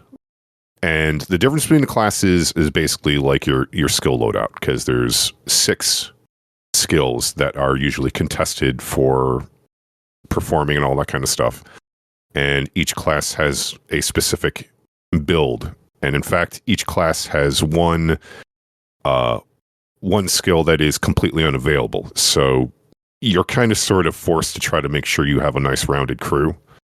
But yeah. So anyway, so for example, like if you need to make some quick money, you go to a location on a space station, and it's like, usually give you 2 choices, and you can kind of lean towards the one that fits your character's class all the better. Like, because I think I started off with the guy that's into hacking, so I did some like software shit. So basically, you pick a dice, preferably the highest one that you can get, and you plop it in, and based on the difficulty, it'll tell you how good, bad, you know, your chances of outcomes. And there's 3 different outcomes. You have a positive outcome, a neutral outcome, and a negative outcome. Neutral and positive are usually the ones you're kind of trying to shoot for, but sometimes neutral can kind of screw you, but I'll kind of get to that in a minute. So let's see. So on top of hoping you get decent dice, there's a couple other mechanics that are in play. For example, there's one called stress, where if you fail a skill check, you'll get a point of stress. And there's kind of like this big meter that it slowly builds up. When you get so many points of stress, you'll run the risk of getting broken dice. So I think it's, and feel free to correct me, Pernell, I think it's like 3 points of stress before you run the risk of getting broken dice, or is it 2? No, I don't even know my dang, so. Well, anyways, so basically what happens is when you get high enough, like for example, 1 will be the first one. Whenever you roll a 1, your dice will take damage, and each dice has 3 hit points. Once a dice loses all of its hit points, it is considered broken, and you can no longer use it. And you have to fix it. And you can only fix it when you are at a hub. You can't do it when you're off doing a mission. On top of that, once you get to a certain point, you have glitched dice. And this is, as far as I can tell, a pretty RNG-ish occurrence. Sometimes you'll get like 1, sometimes you'll get 3, sometimes you won't get any, sometimes you'll get most of them. And what happens when you get a glitched dice is that regardless of what is rolled, it will have a 20% chance of passing and an 80% chance of failure. No. Yeah. Damn. So, yeah. So it's very, but the thing is that if you do pass, you'll get rid of like, because there's like a gauge for how much glitch dice that you can roll. And if you succeed, you'll backtrack that. So you'll reduce your chances of getting more glitch dice in a subsequent, thing. So, oh man. Yeah. So it can be very rough because it's bad enough that, that if you get like a real shit roll, then it's going to be really tough accomplishing stuff and things. But on top of that, it's entirely possible that you're going to be stressed out. So your dice are going to start taking damage. You can only fix them if you have certain resources. Glitch dice are very high risk reward. Despite the 2080, so like technically speaking, roughly 2 times out of 10, you should succeed. In my experience, it feels more like 2 times out of 20. Gee. To the point where like I don't even like using glitch dice, or but whatever. But basically, let's see. The core game loop is you get, and I'm splitting this up into like mechanics and narrative. So I'll talk about the story related stuff in a minute, unless Pernell wants to jump in on anything. You basically get like a primary mission, and you have a, lack of a better term, like a clock that you have to kind of complete this mission in, or else bad things will happen narratively. And how it works is that this clock ticks for every cycle that you burn. So like every game day, like if you go out, do stuff and things, go back to your ship, end the cycle, and then you refresh your dice pool, that will put a tick on the plot clock. So you have to try to complete your main mission. You have to try to complete side missions in order to gain like money, food, and fuel, which you need in order to basically survive the game, because you need fuel in order to travel around in your ship and do missions. You need food because if you start to starve, your stress meter starts climbing every game day that you go hungry. And yeah. So let's see here. Yeah. And we got an alarm going off here. Hopefully this doesn't pass by the house. I love living next to a firehouse. It's always... Ooh. Well, as long as it's your house, it's not on fire. Oh, yeah, it's not mine. We're good. Pernell, what kind of time did you get in with this? I didn't get as much time as I would say he got, but I definitely played around with it for a bit to get a general vibe for how stressful the game is. Because it's kind of interesting how I'm used to playing games. Like I'm a tabletop game guy. So the idea of rolling dice and then using those dice to allocate to acquire resources or to perform actions, par for the course. I get it. But I'm used to doing it in a setting where I am generally just hoping to get a cool resource, and if I don't, well, next turn. I'm not worried about the end of the world or the end of my character's life as I know it if I screw up too many times. And it feels like I mean, you could tell me if you've had this scenario too. I'm assuming you did because I think this is baked into the game. But you come up to an event where you're supposed to, like, you need to succeed here. Like, this is the thing you need to do. And you gotta clock it. And there's two things you can do to engage the event because they make you do it a certain number of times on some spectrum before you're like, you succeeded. One side is completely against what your character class is, as in if you do it, you're likely going to screw it up because that's your dud stat. And then the other one, you got a bunch of 2s and 1s in your hand. Yeah, exactly. It's kind of interesting because, for example, you have to go like on a salvage mission, and I'm gonna kind of lead into like one of the issues that like really pissed me off is that to explain the narrative on this is that let's see, in the very beginning, you make an escape and basically your ship is kind of fucked, so you're kind of stuck on the space station. And you have to try to acquire an oddly specific ship part to fix your ship in order to leave and continue your journey. There's only one guy in town that has the oddly specific part that you need, and in order to get it, you can either do some side shit and pay him an exorbitant amount of money, or just do a job for him instead. And the game is really trying to lean you into doing the job instead because it's kind of sort of tutorial mode. So he gives you details on the job, and you're like, okay, cool, I'll do it. Handshake, and you go on your way, and then a character will pop up, and she basically kind of shoehorns herself into the crew. Like she comes up and she's like, hey, the guy that just hired you told me that I'm supposed to go with you.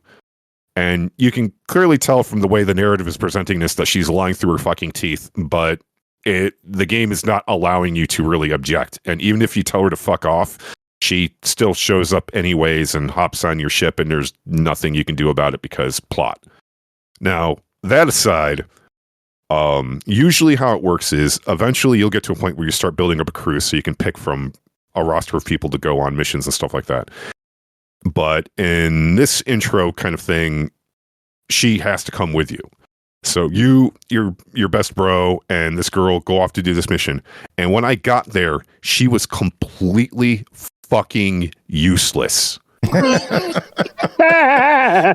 Completely fucking useless. Why are you even the two skills that she had nothing to do with anything on this entire fucking mission that I was trying to complete, and she's plot required.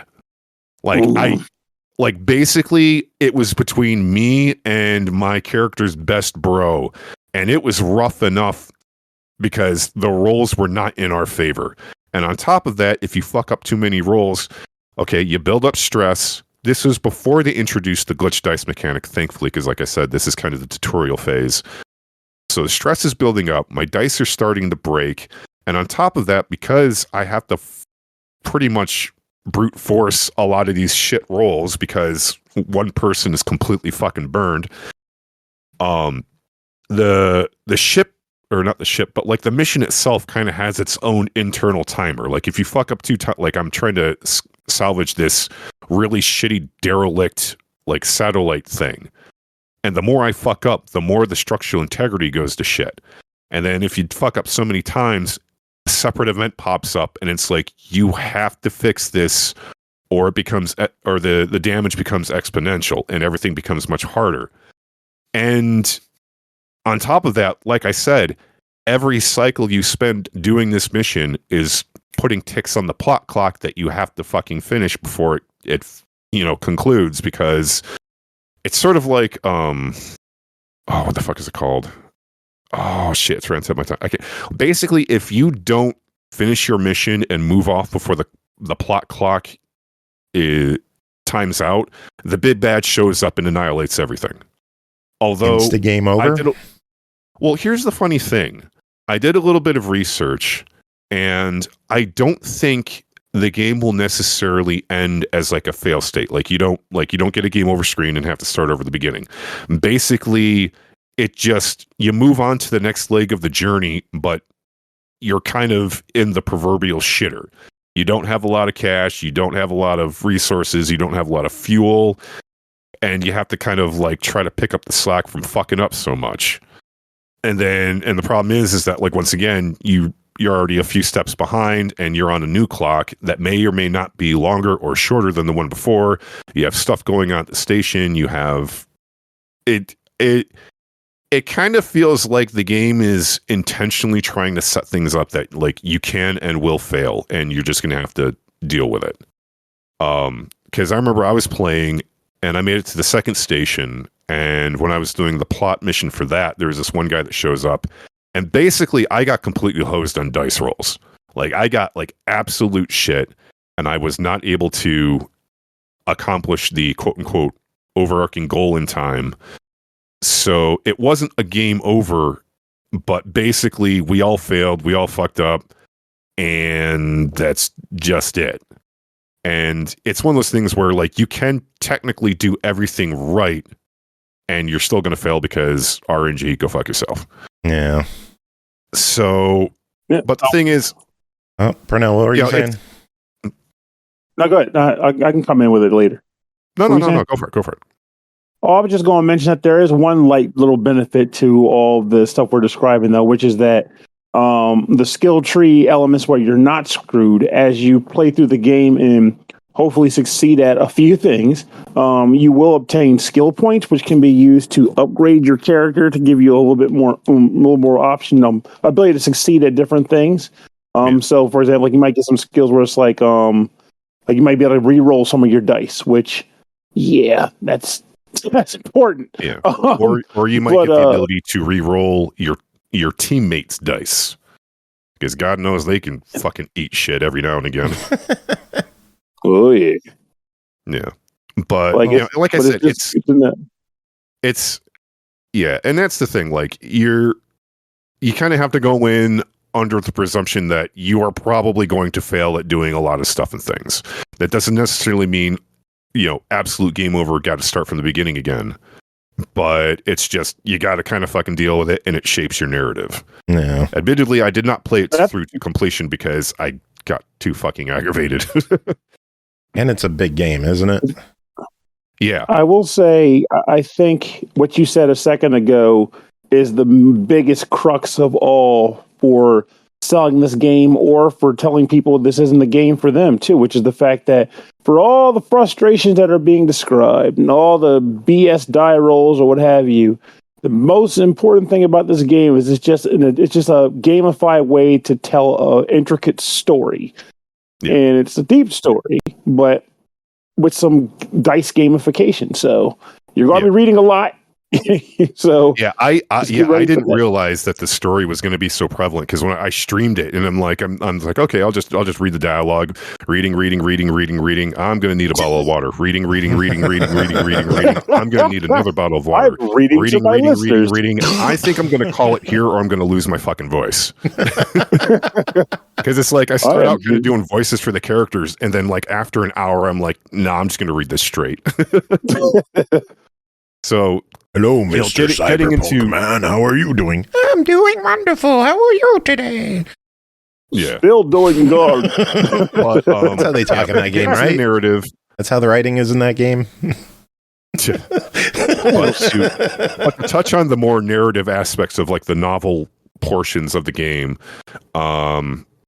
just like minor details, like your class doesn't affect the narrative, so you don't have to worry about like things changing like that. Everything is written gender neutral towards your character, because I think everyone just calls you the sleeper, and they do a pretty good job of dodging pronouns. So, like it kind of adds that little bit level of immersion. So, however you identify, you can project that onto the character. Nice. One of my beefs, and this is just like purely a me thing, is that everything kind of felt a little overly melodramatic. Like it, there are lives at stake. I just had to say it. Their lives on the line. Like it, and like I said, this is just kind of like a biased me opinion. Other people might think quite radically differently. Like to me, it felt like I was watching like a CW drama. Yeah. Like everything was just trying a little too hard to be a little too dramatic. Like everything is just, oh man, it's just everything is just so rough. Everything is just, every decision is just so agonizing. Like there were a couple times where I was talking with like your best friend character, and I just want to say, dude, will you lighten the fuck up, man? Like I know shit's kind of rough right now, but at least try to, you know, like I don't want to say look on the bright side, but like try to think on a more positive minded manner. But it's like everything you say to him, he's just like, well, your character has amnesia. And this really bums the shit out of your best friend because you don't remember him, and every time he asks you something that you should know and you don't know, he's like, oh yeah, man, you have amnesia, you don't remember, and this bums me out, and blah blah blah. It's like, dude, instead of like having a fucking giant pity party, how about you clue me the fuck in? How do I fly a ship? And that's the thing that kind of like annoyed me about that character is that like I said, you have amnesia, and the big bad is willing to literally kill hundreds of thousands of people to get you back. But like, oh man, you don't remember the ship. Oh, we flew the ship so often. Oh, you don't remember it. Oh, you don't remember me. Oh, you don't remember that one job we did like 2 years ago together. Dude, then clue me the fuck in instead of jerking off with your tears. Okay, man? I'm stuck on that. Clue us in on one more thing. It costs $24.99. We need a verdict. I would say try it if this is a sort of game that is in your oddly specific wheelhouse. Pernell, your thoughts? I do believe it's highly on the try it side. I'm only saying highly on the try because I'm not used to reviewing like narrative exclusive, like heavy games, which this game definitely is. And the narrative is going to be rough. Nope, go for it. Sorry, I didn't mean to interrupt. Oh, no, you didn't. All I was just going to say is like I don't want people to be like, oh, he suggested this game is worth a buy, and they show up. I was like, there's so much text here. Am I even playing a game? And I'm like, well, this game wasn't for you then, but you took my advice. I'm sorry, but no, this game I think is very good at what it's doing. Like what it is doing a great job of it. It's just a matter of knowing what you're getting. You know, screw it. I'm going to go out with a buy. Just say you need to know what you're getting into coming into this thing. You're getting into a narrative where gameplay is second, but that's part of what makes it special. So, take that for what you will. And that's the thing. Like, I had a lot of trouble latching onto the main character because one of the things that kind of annoyed me, and I started a couple different playthroughs because I wanted to try out each class, and in doing so, I picked different dialogue options just to see how, if anything, things would change. And it kind of irked me because at least in like the first two chapters, it felt like your dialogue choices mean nothing. Your character has almost no sense of narrative agency whatsoever, and they kind of come off as a bit of a beta doormat. And if you can't really latch onto the main character or the story that they're trying to tell, it's gonna be a slog. No. From what I'm seeing online, it seems. I was going to say, it seems to be one of those games where if it clicks with you, you're going to absolutely love it. But if it doesn't click with you, it doesn't have a shot. You're going to hate it. Yeah. That's right. Yeah. And that's why I say it was going to be very difficult for me to review this because this game did not click with me. Yeah. But I am aware enough to say that is more of a me thing than the game thing. Yeah. All right, well, we got to move on. Next game is Rift of the NecroDancer, developed by Brace Yourself Games and TikTok Games, published by Klei Publishing, released February 5th on Steam for $19.99.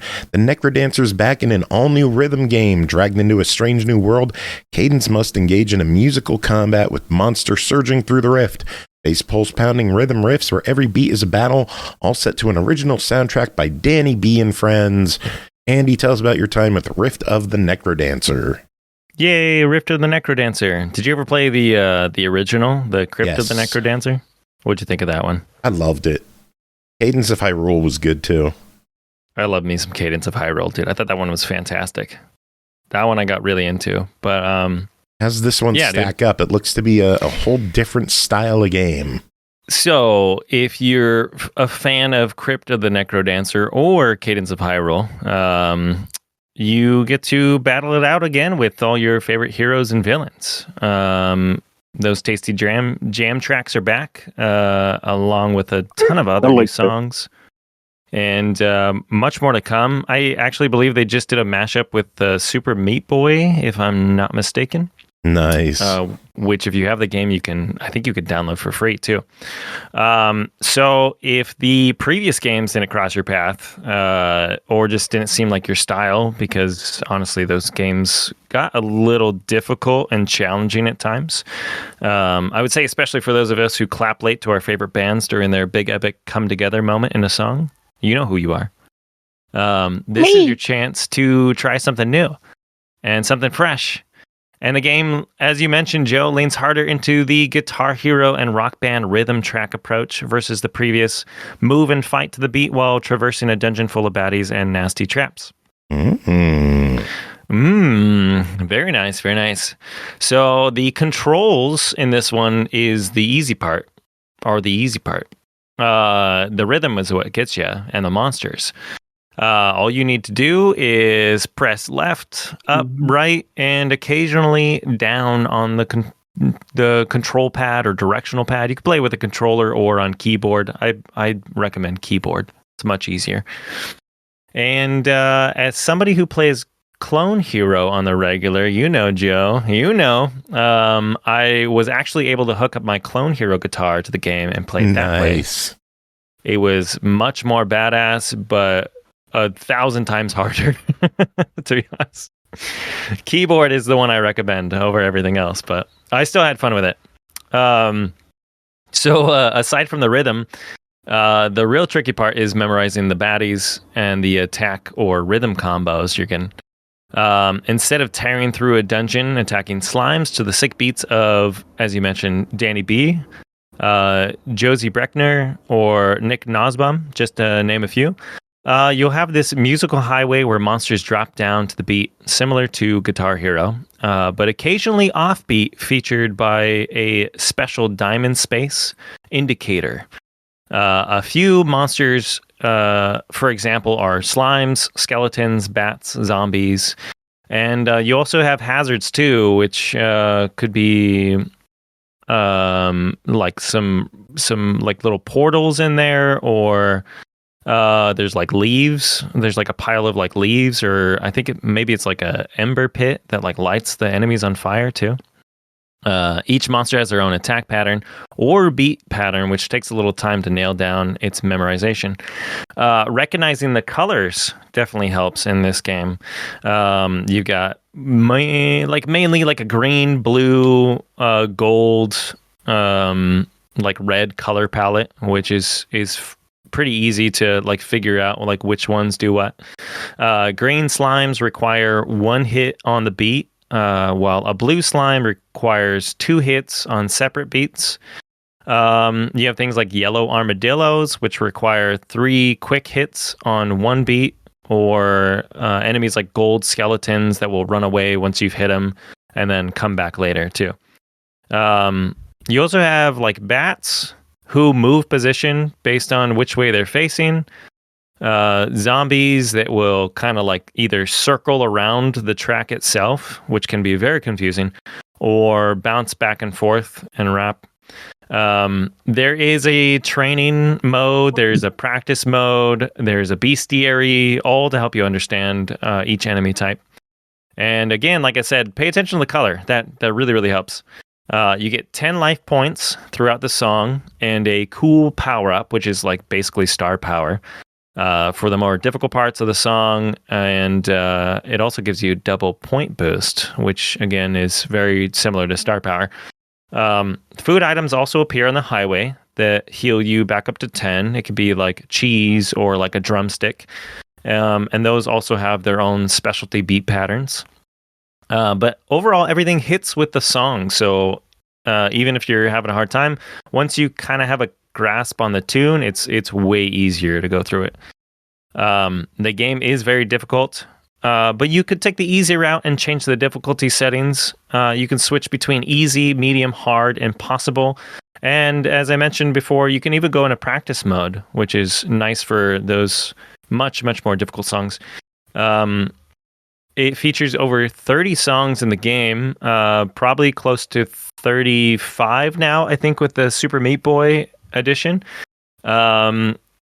It also has other game modes to it too, which is really neat. You have mini games, you have boss battles, you have challenges, and this one you can even make your own songs and share them across the Rift community, which is pretty cool.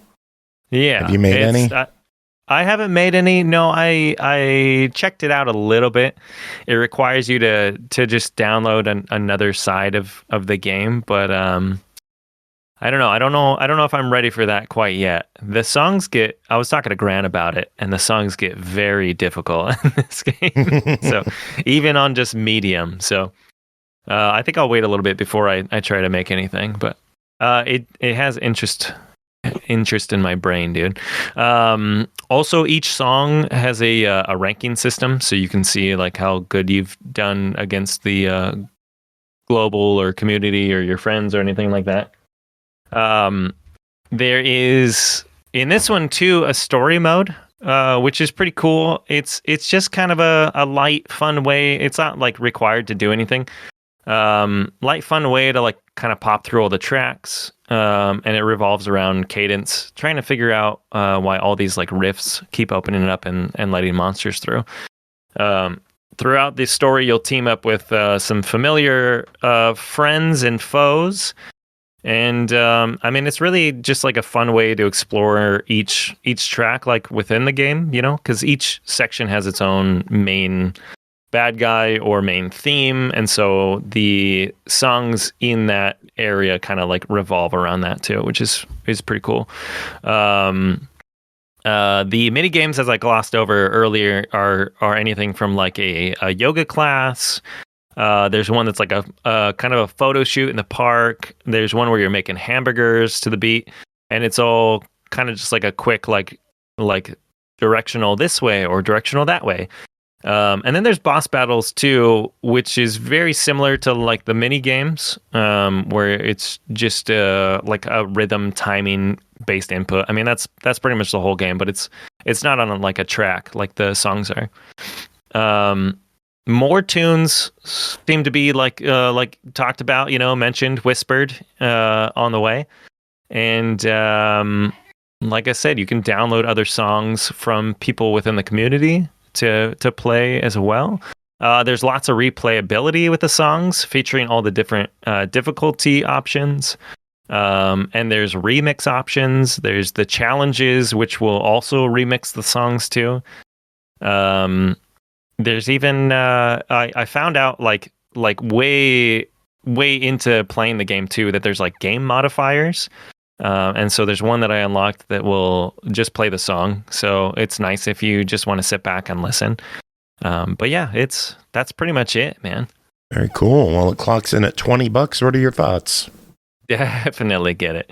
If you are a fan of the other two games, you know, Cadence of Hyrule or Crypt of the NecroDancer, if you're a fan of Guitar Hero, any of those Rock Band games, you know, like this one, the songs are so good. Like I mentioned, the game gets really difficult, like even on medium mode, but the tunes are worth it for sure. I'm a big fan of Danny B. Yeah, Danny B is good peoples. Seems like it.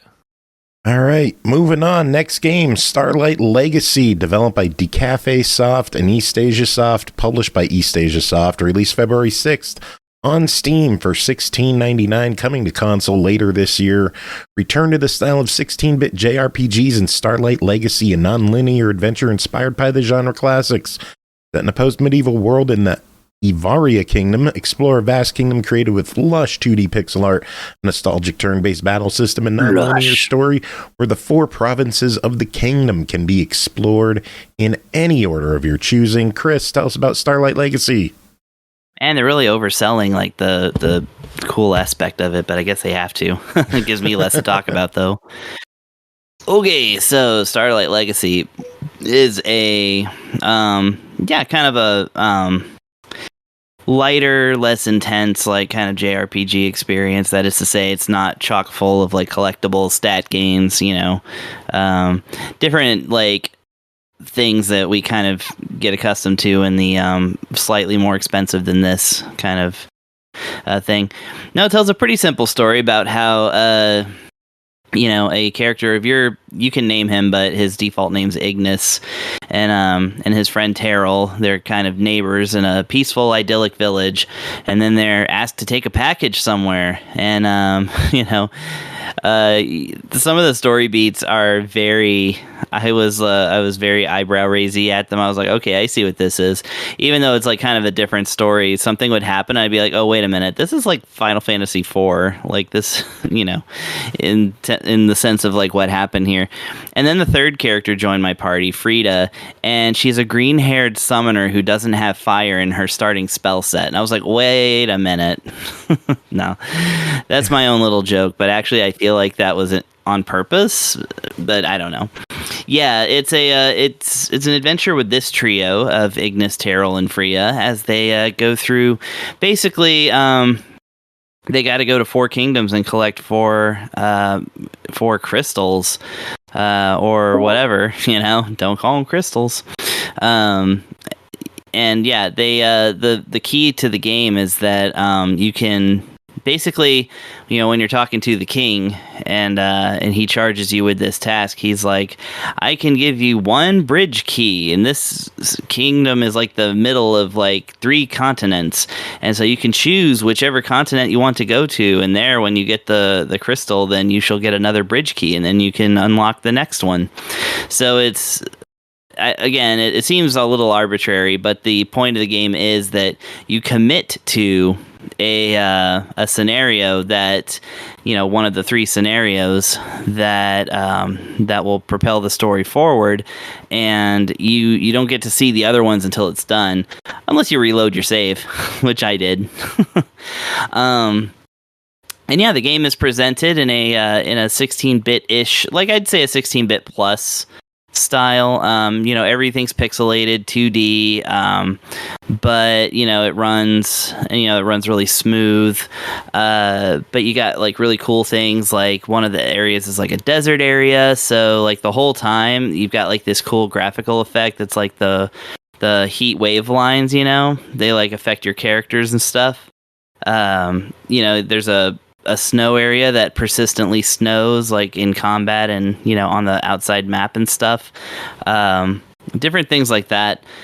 The other cool like aspect about it, so basically your characters have attacks. They seem to be able to any of them can equip any weapon, so I guess you can just kind of build them out how you like. There doesn't seem to be any kind of growth stat. It's usually stat penalties for if you pick a heavier equipment, you lose speed. If you pick a magical weapon, you gain magic and lose physical attributes. But it's all based in the equipment, so it's kind of like you kind of can try and build out a kind of even keeled character, or you can make them specialize like that. Seems to be the thing. So I kind of like that aspect of it. It's very Final Fantasy II, actually, in a sense. And yeah, you assign up to 4 spells that can be used in battle. You purchase them in tomes in towns, again like Final Fantasy II. You can like I say, you assign 4 of them to like one of the buttons, and so you use the buttons in battle instead of like choosing from a menu. So it's like you want to attack, you press A or cross button or whatever, and if you want to defend, you press circle or B or something like that. And all the menus work like that, so it takes a little getting used to, but it's not so bad. So yeah, you basically go through, fight enemies, and do all that stuff. One thing I really like about Frida specifically, I said she was a summoner. She can summon. Basically, it seems like any enemy that you have fought and defeated in battle adds to her summon pool, and she can summon them for 1 attack. and those attacks can vary pretty widely, and some of them are healing moves, some of them are extremely cheap, some are extremely expensive. It's actually really fun to play with, kind of a mini Gao, if you will, from Final Fantasy VI, except she doesn't go berserker mode. It's just like picking spells that each one can do. So I like that you don't see that often in RPGs where they actually let you reuse monster aspects like that. So yeah, that's pretty cool. And what was the last thing? Oh yeah, I was just gonna say the music's really good in this game. I'm actually big shout outs to the soundtrack. I really liked it, and it really makes me want to explore different areas and stuff. The other thing is that there's not a lot of screen changing in the game. You can walk from a town all the way through a between town wooded area or whatever, and into the next town without ever having to swap screens. It just smoothly moves from one to the next, including changing the soundtrack. So I really like that part of it too. That's definitely not something you saw a lot in RPGs of the era, but something we get to enjoy in the modern times. But yeah, that's not really much else to it. I mean, like I said, it's the storyline is pretty cool. It's not at least it doesn't appear to be super complicated. It's basically, getting you get your marching orders, and then since the story can happen in any order, I feel like it's kind of scenario based on things that happen within those towns. So I don't know how the events kind of play against each other because I haven't gotten that far yet, but I certainly want to try. So that's well, it clocks cool. in at $16.99 on Steam, coming to console later this year. What are your thoughts on things? $16.99 is pretty I mean, that's reasonable for an RPG like this. That's what Kemco charges for their stuff. So and this could stand up with them. Oh, I actually wanted to give another brief shout out to the options menu. It has encounter toggles, so you could turn encounters on and off.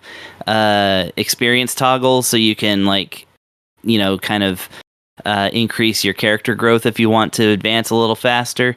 It also has options for how you want the on-screen buttons to display, so you don't have to lock into Xbox controls. You could change it to PlayStation controller things, because I use a PlayStation controller, and I'm like, thank God.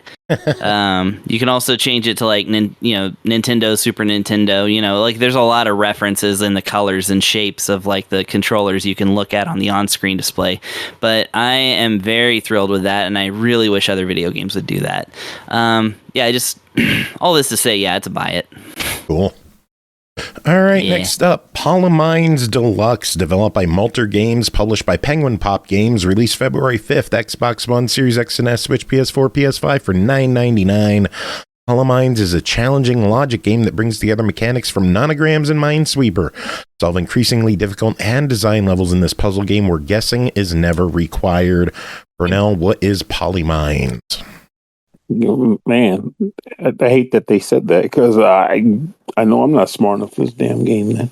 Then guessing absolutely has been required for me for a minute, but it may just be because I'm not. There's certain puzzles I'm like, where do I start? But what this is it is a game where you are given stages where you get a series of squares that are interconnected into a shape of some sort. The shape or pattern rather is not like it's not Picross, so you're not making a picture or anything like that. It's literally just, here's some squares. And it follows Picross rules where you will get a number on the outside of a row or column that indicates how many of the squares, or in the case of this game, whereas in Picross is how many squares do you actually want to connect, how many squares you want to expose or whatever. In this game, it's the opposite. How many squares and how many groups of those squares are bad. Hence the Minesweeper part.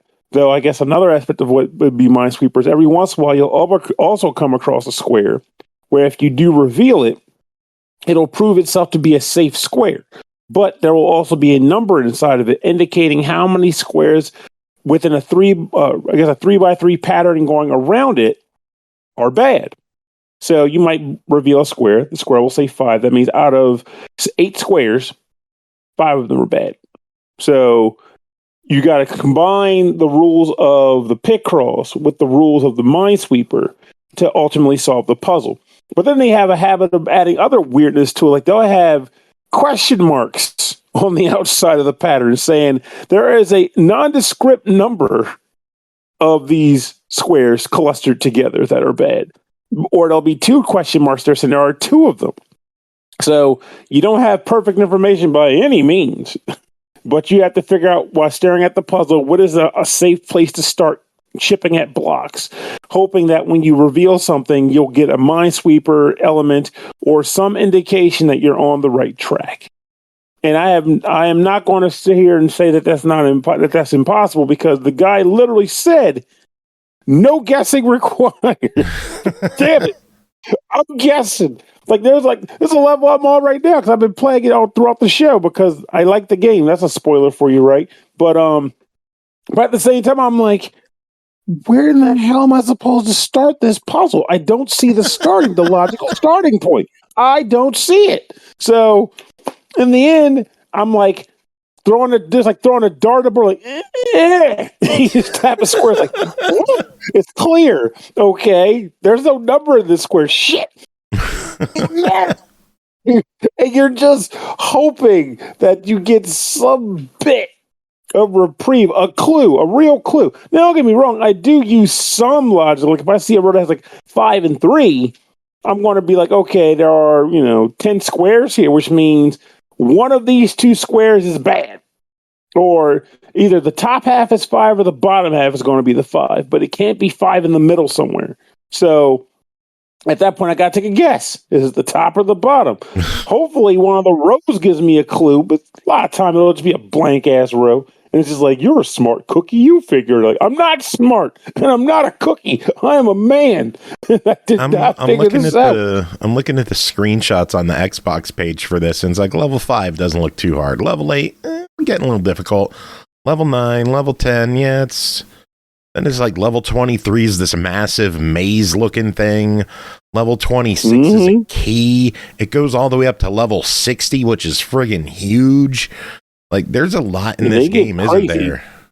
There's a lot going on here, absolutely. And they give you much to work with. So it is, there's bang for your buck in this product, hands down. No question about that. But you're going to be working for that bang, too. Because, god damn, this game is brutal. But with that said, if you're the type who likes logic puzzles, you heard that earlier statement of being told no guessing required, and you're like, challenge accepted. Well, there you go. This is a game that will tickle that fancy, because I do think the game is fun. I do think the game is good. I just think I suck balls at the game. And that's okay. I respect that. And that means that you may not suck at it. You may be a genius at this game, in which case I'm not going to dissuade you from buying it, because I do believe it is a quality, fun product that will put your thinking cap to work. So buy it. Cool. Works for me. But it also sounds like it's this sort of challenge where you are motivated to want to quote unquote get good. That's right. That's what happens. Like, I guess the best way to describe it, and I'll stop talking about this game, is that this is one of those games where they will flag it a level as saying, you finished this level without making any mistakes. Now, let's be real. There is the cheese method, where you could just completely botch the level, but get it right, and then go back and just do a perfect build of the stage. And I'm sure a ton of people are going to do that. I found someone who's going to do that. Carnage in chat is like, Polimines is an easy 1,500 hour. You can press on any tile, even if you're wrong. Just check all the tiles to complete the level, rinse and repeat. There it is. I knew it. Someone's going to do it, but I'm not that guy. Like, I'll admit, seeing the blemish on the game sometimes will make me go, no, go back. But if you're the type that goes, nah, I'm going to at least try to solve the puzzles, And then maybe instead of just going back with the memory of what it looks like, I'll give it a couple of days and come back and try it again. That option is available to you. But ultimately, the fact is the game gives you the indication that you fucked this level up. Pardon my French. But it is your call whether or not you want to go back on the memory. Show. But I don't want the developer to be upset. The developer might be like, this guy's been Polimine foul free. But no, you are free to take the levels at your own discretion and how you want to solve them. But they do hit you with that sense of like, come on, go back and finish it. Get that perfect score. You know you want to. It's a good game. And now I'll stop talking about it. Cool. All right, we got one final game to talk about tonight, and that is a preview of a game called Tackle for Loss, developed and published by Indifferent Penguin. It's releasing Q3 of this year, allegedly on Steam, but we know release dates can change any day. Fight back lost memories and Tackle for Loss, a high-octane, American football-infused, top-down action game. Andy, what is Tackle for Loss? Andy? Oh, sorry, I was on mute. There we go. Found you guys, man. Welcome back, Andy. How are you doing? I have to repeat all that stuff. I was making sure I wasn't like coughing or anything. 10 minutes of dead silence, and all of a sudden, so make sure you buy it. Yeah, dude, come back, dude. That was a great game. Good review. All right, good job, everybody. See you.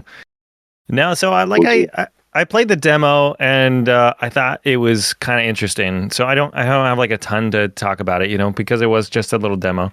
But if I were to describe it, I'd say it's somewhere between like football meets like a cyberpunk John Wick, if that makes sense. Interesting. I want to hear more. It's very interesting. Like the story kind of starts off like your daughter is like kidnapped by someone close to you. You're ninjas.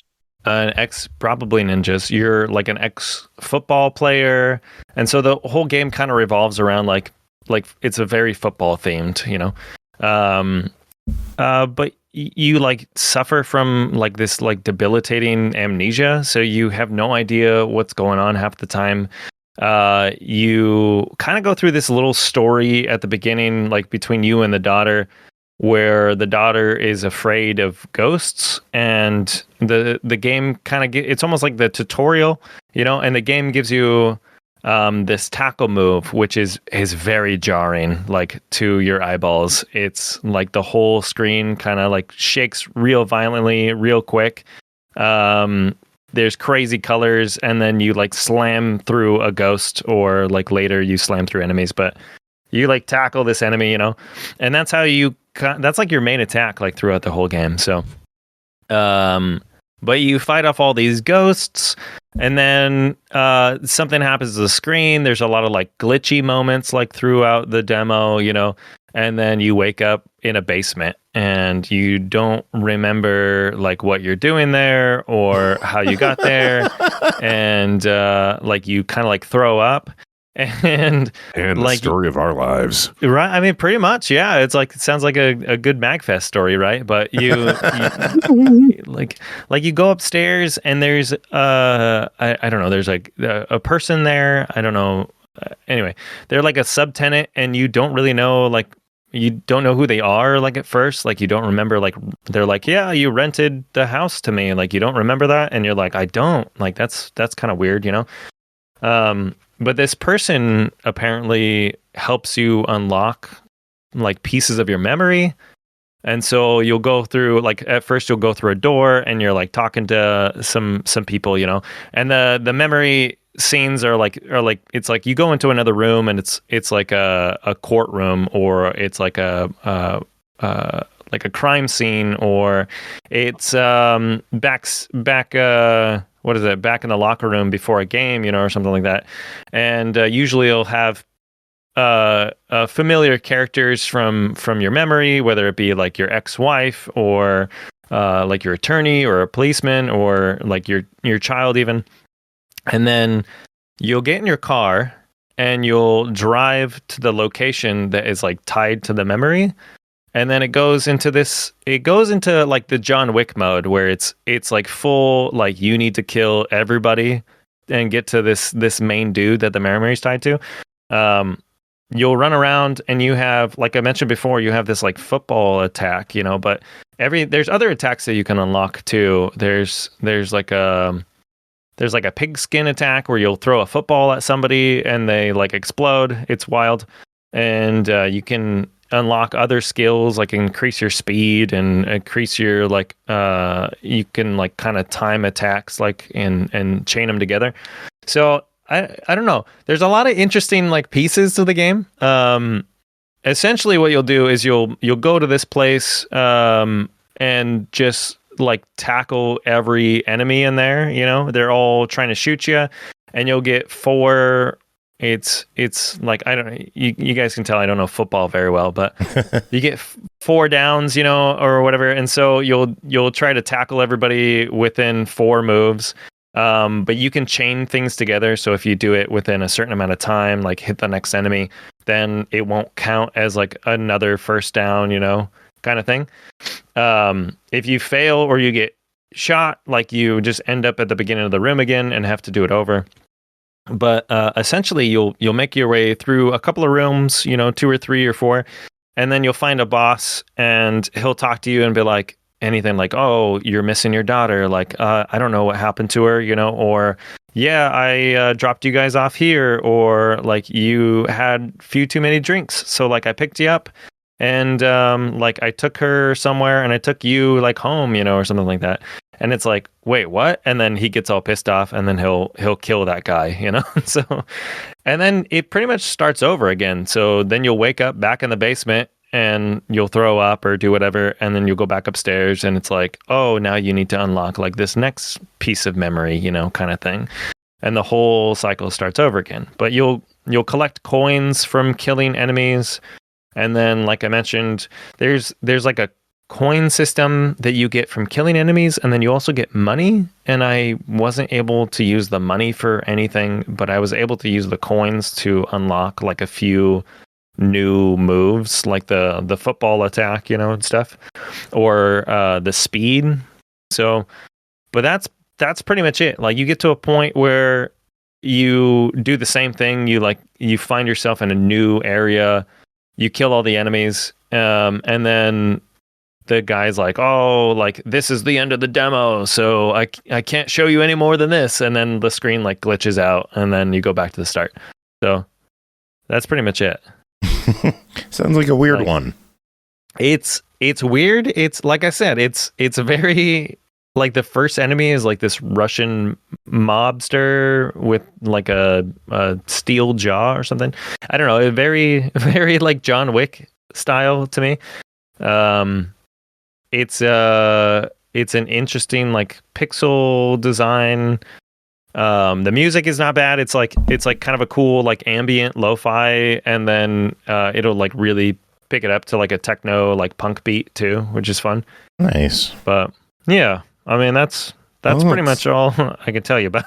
It's an early demo. The demo is up on Steam if people want to check it out. Give it a go.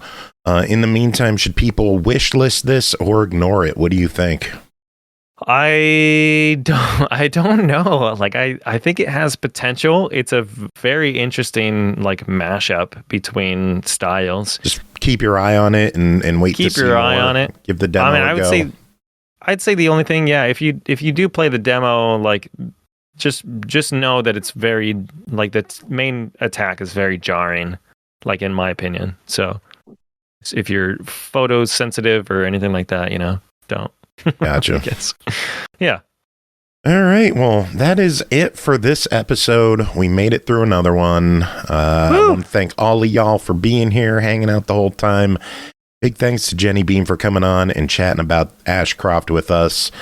We'll have a link in the show notes if you want to check that out on Steam and wish list it. Music this episode. Why don't we play something from Danny B? Let's do it. Good days. Danny B. Should be NecroDancer or Meat Boy. Little Big Slugger, that Slugger track from Meat Boy. Cadence. I just named three Cadence games. of Hyrule, I don't know if I want to mess with because it's Nintendo. And that's true. They're really shitty with their music they get sometimes. A little bitchy about that. Yeah. I don't know. We'll play Little something from Danny Slugger. B, but we could do Little Slugger or maybe Hot Damn. That's a good lawsuit. Hell yeah, dude. We'll figure something out. We'll play something. Does Yeah, anyone dude, have any final words to end the show? No. No. It's like, I do, but they're intentionally random and only like 2 people would get them. Oh, Coltrane, do you have final words?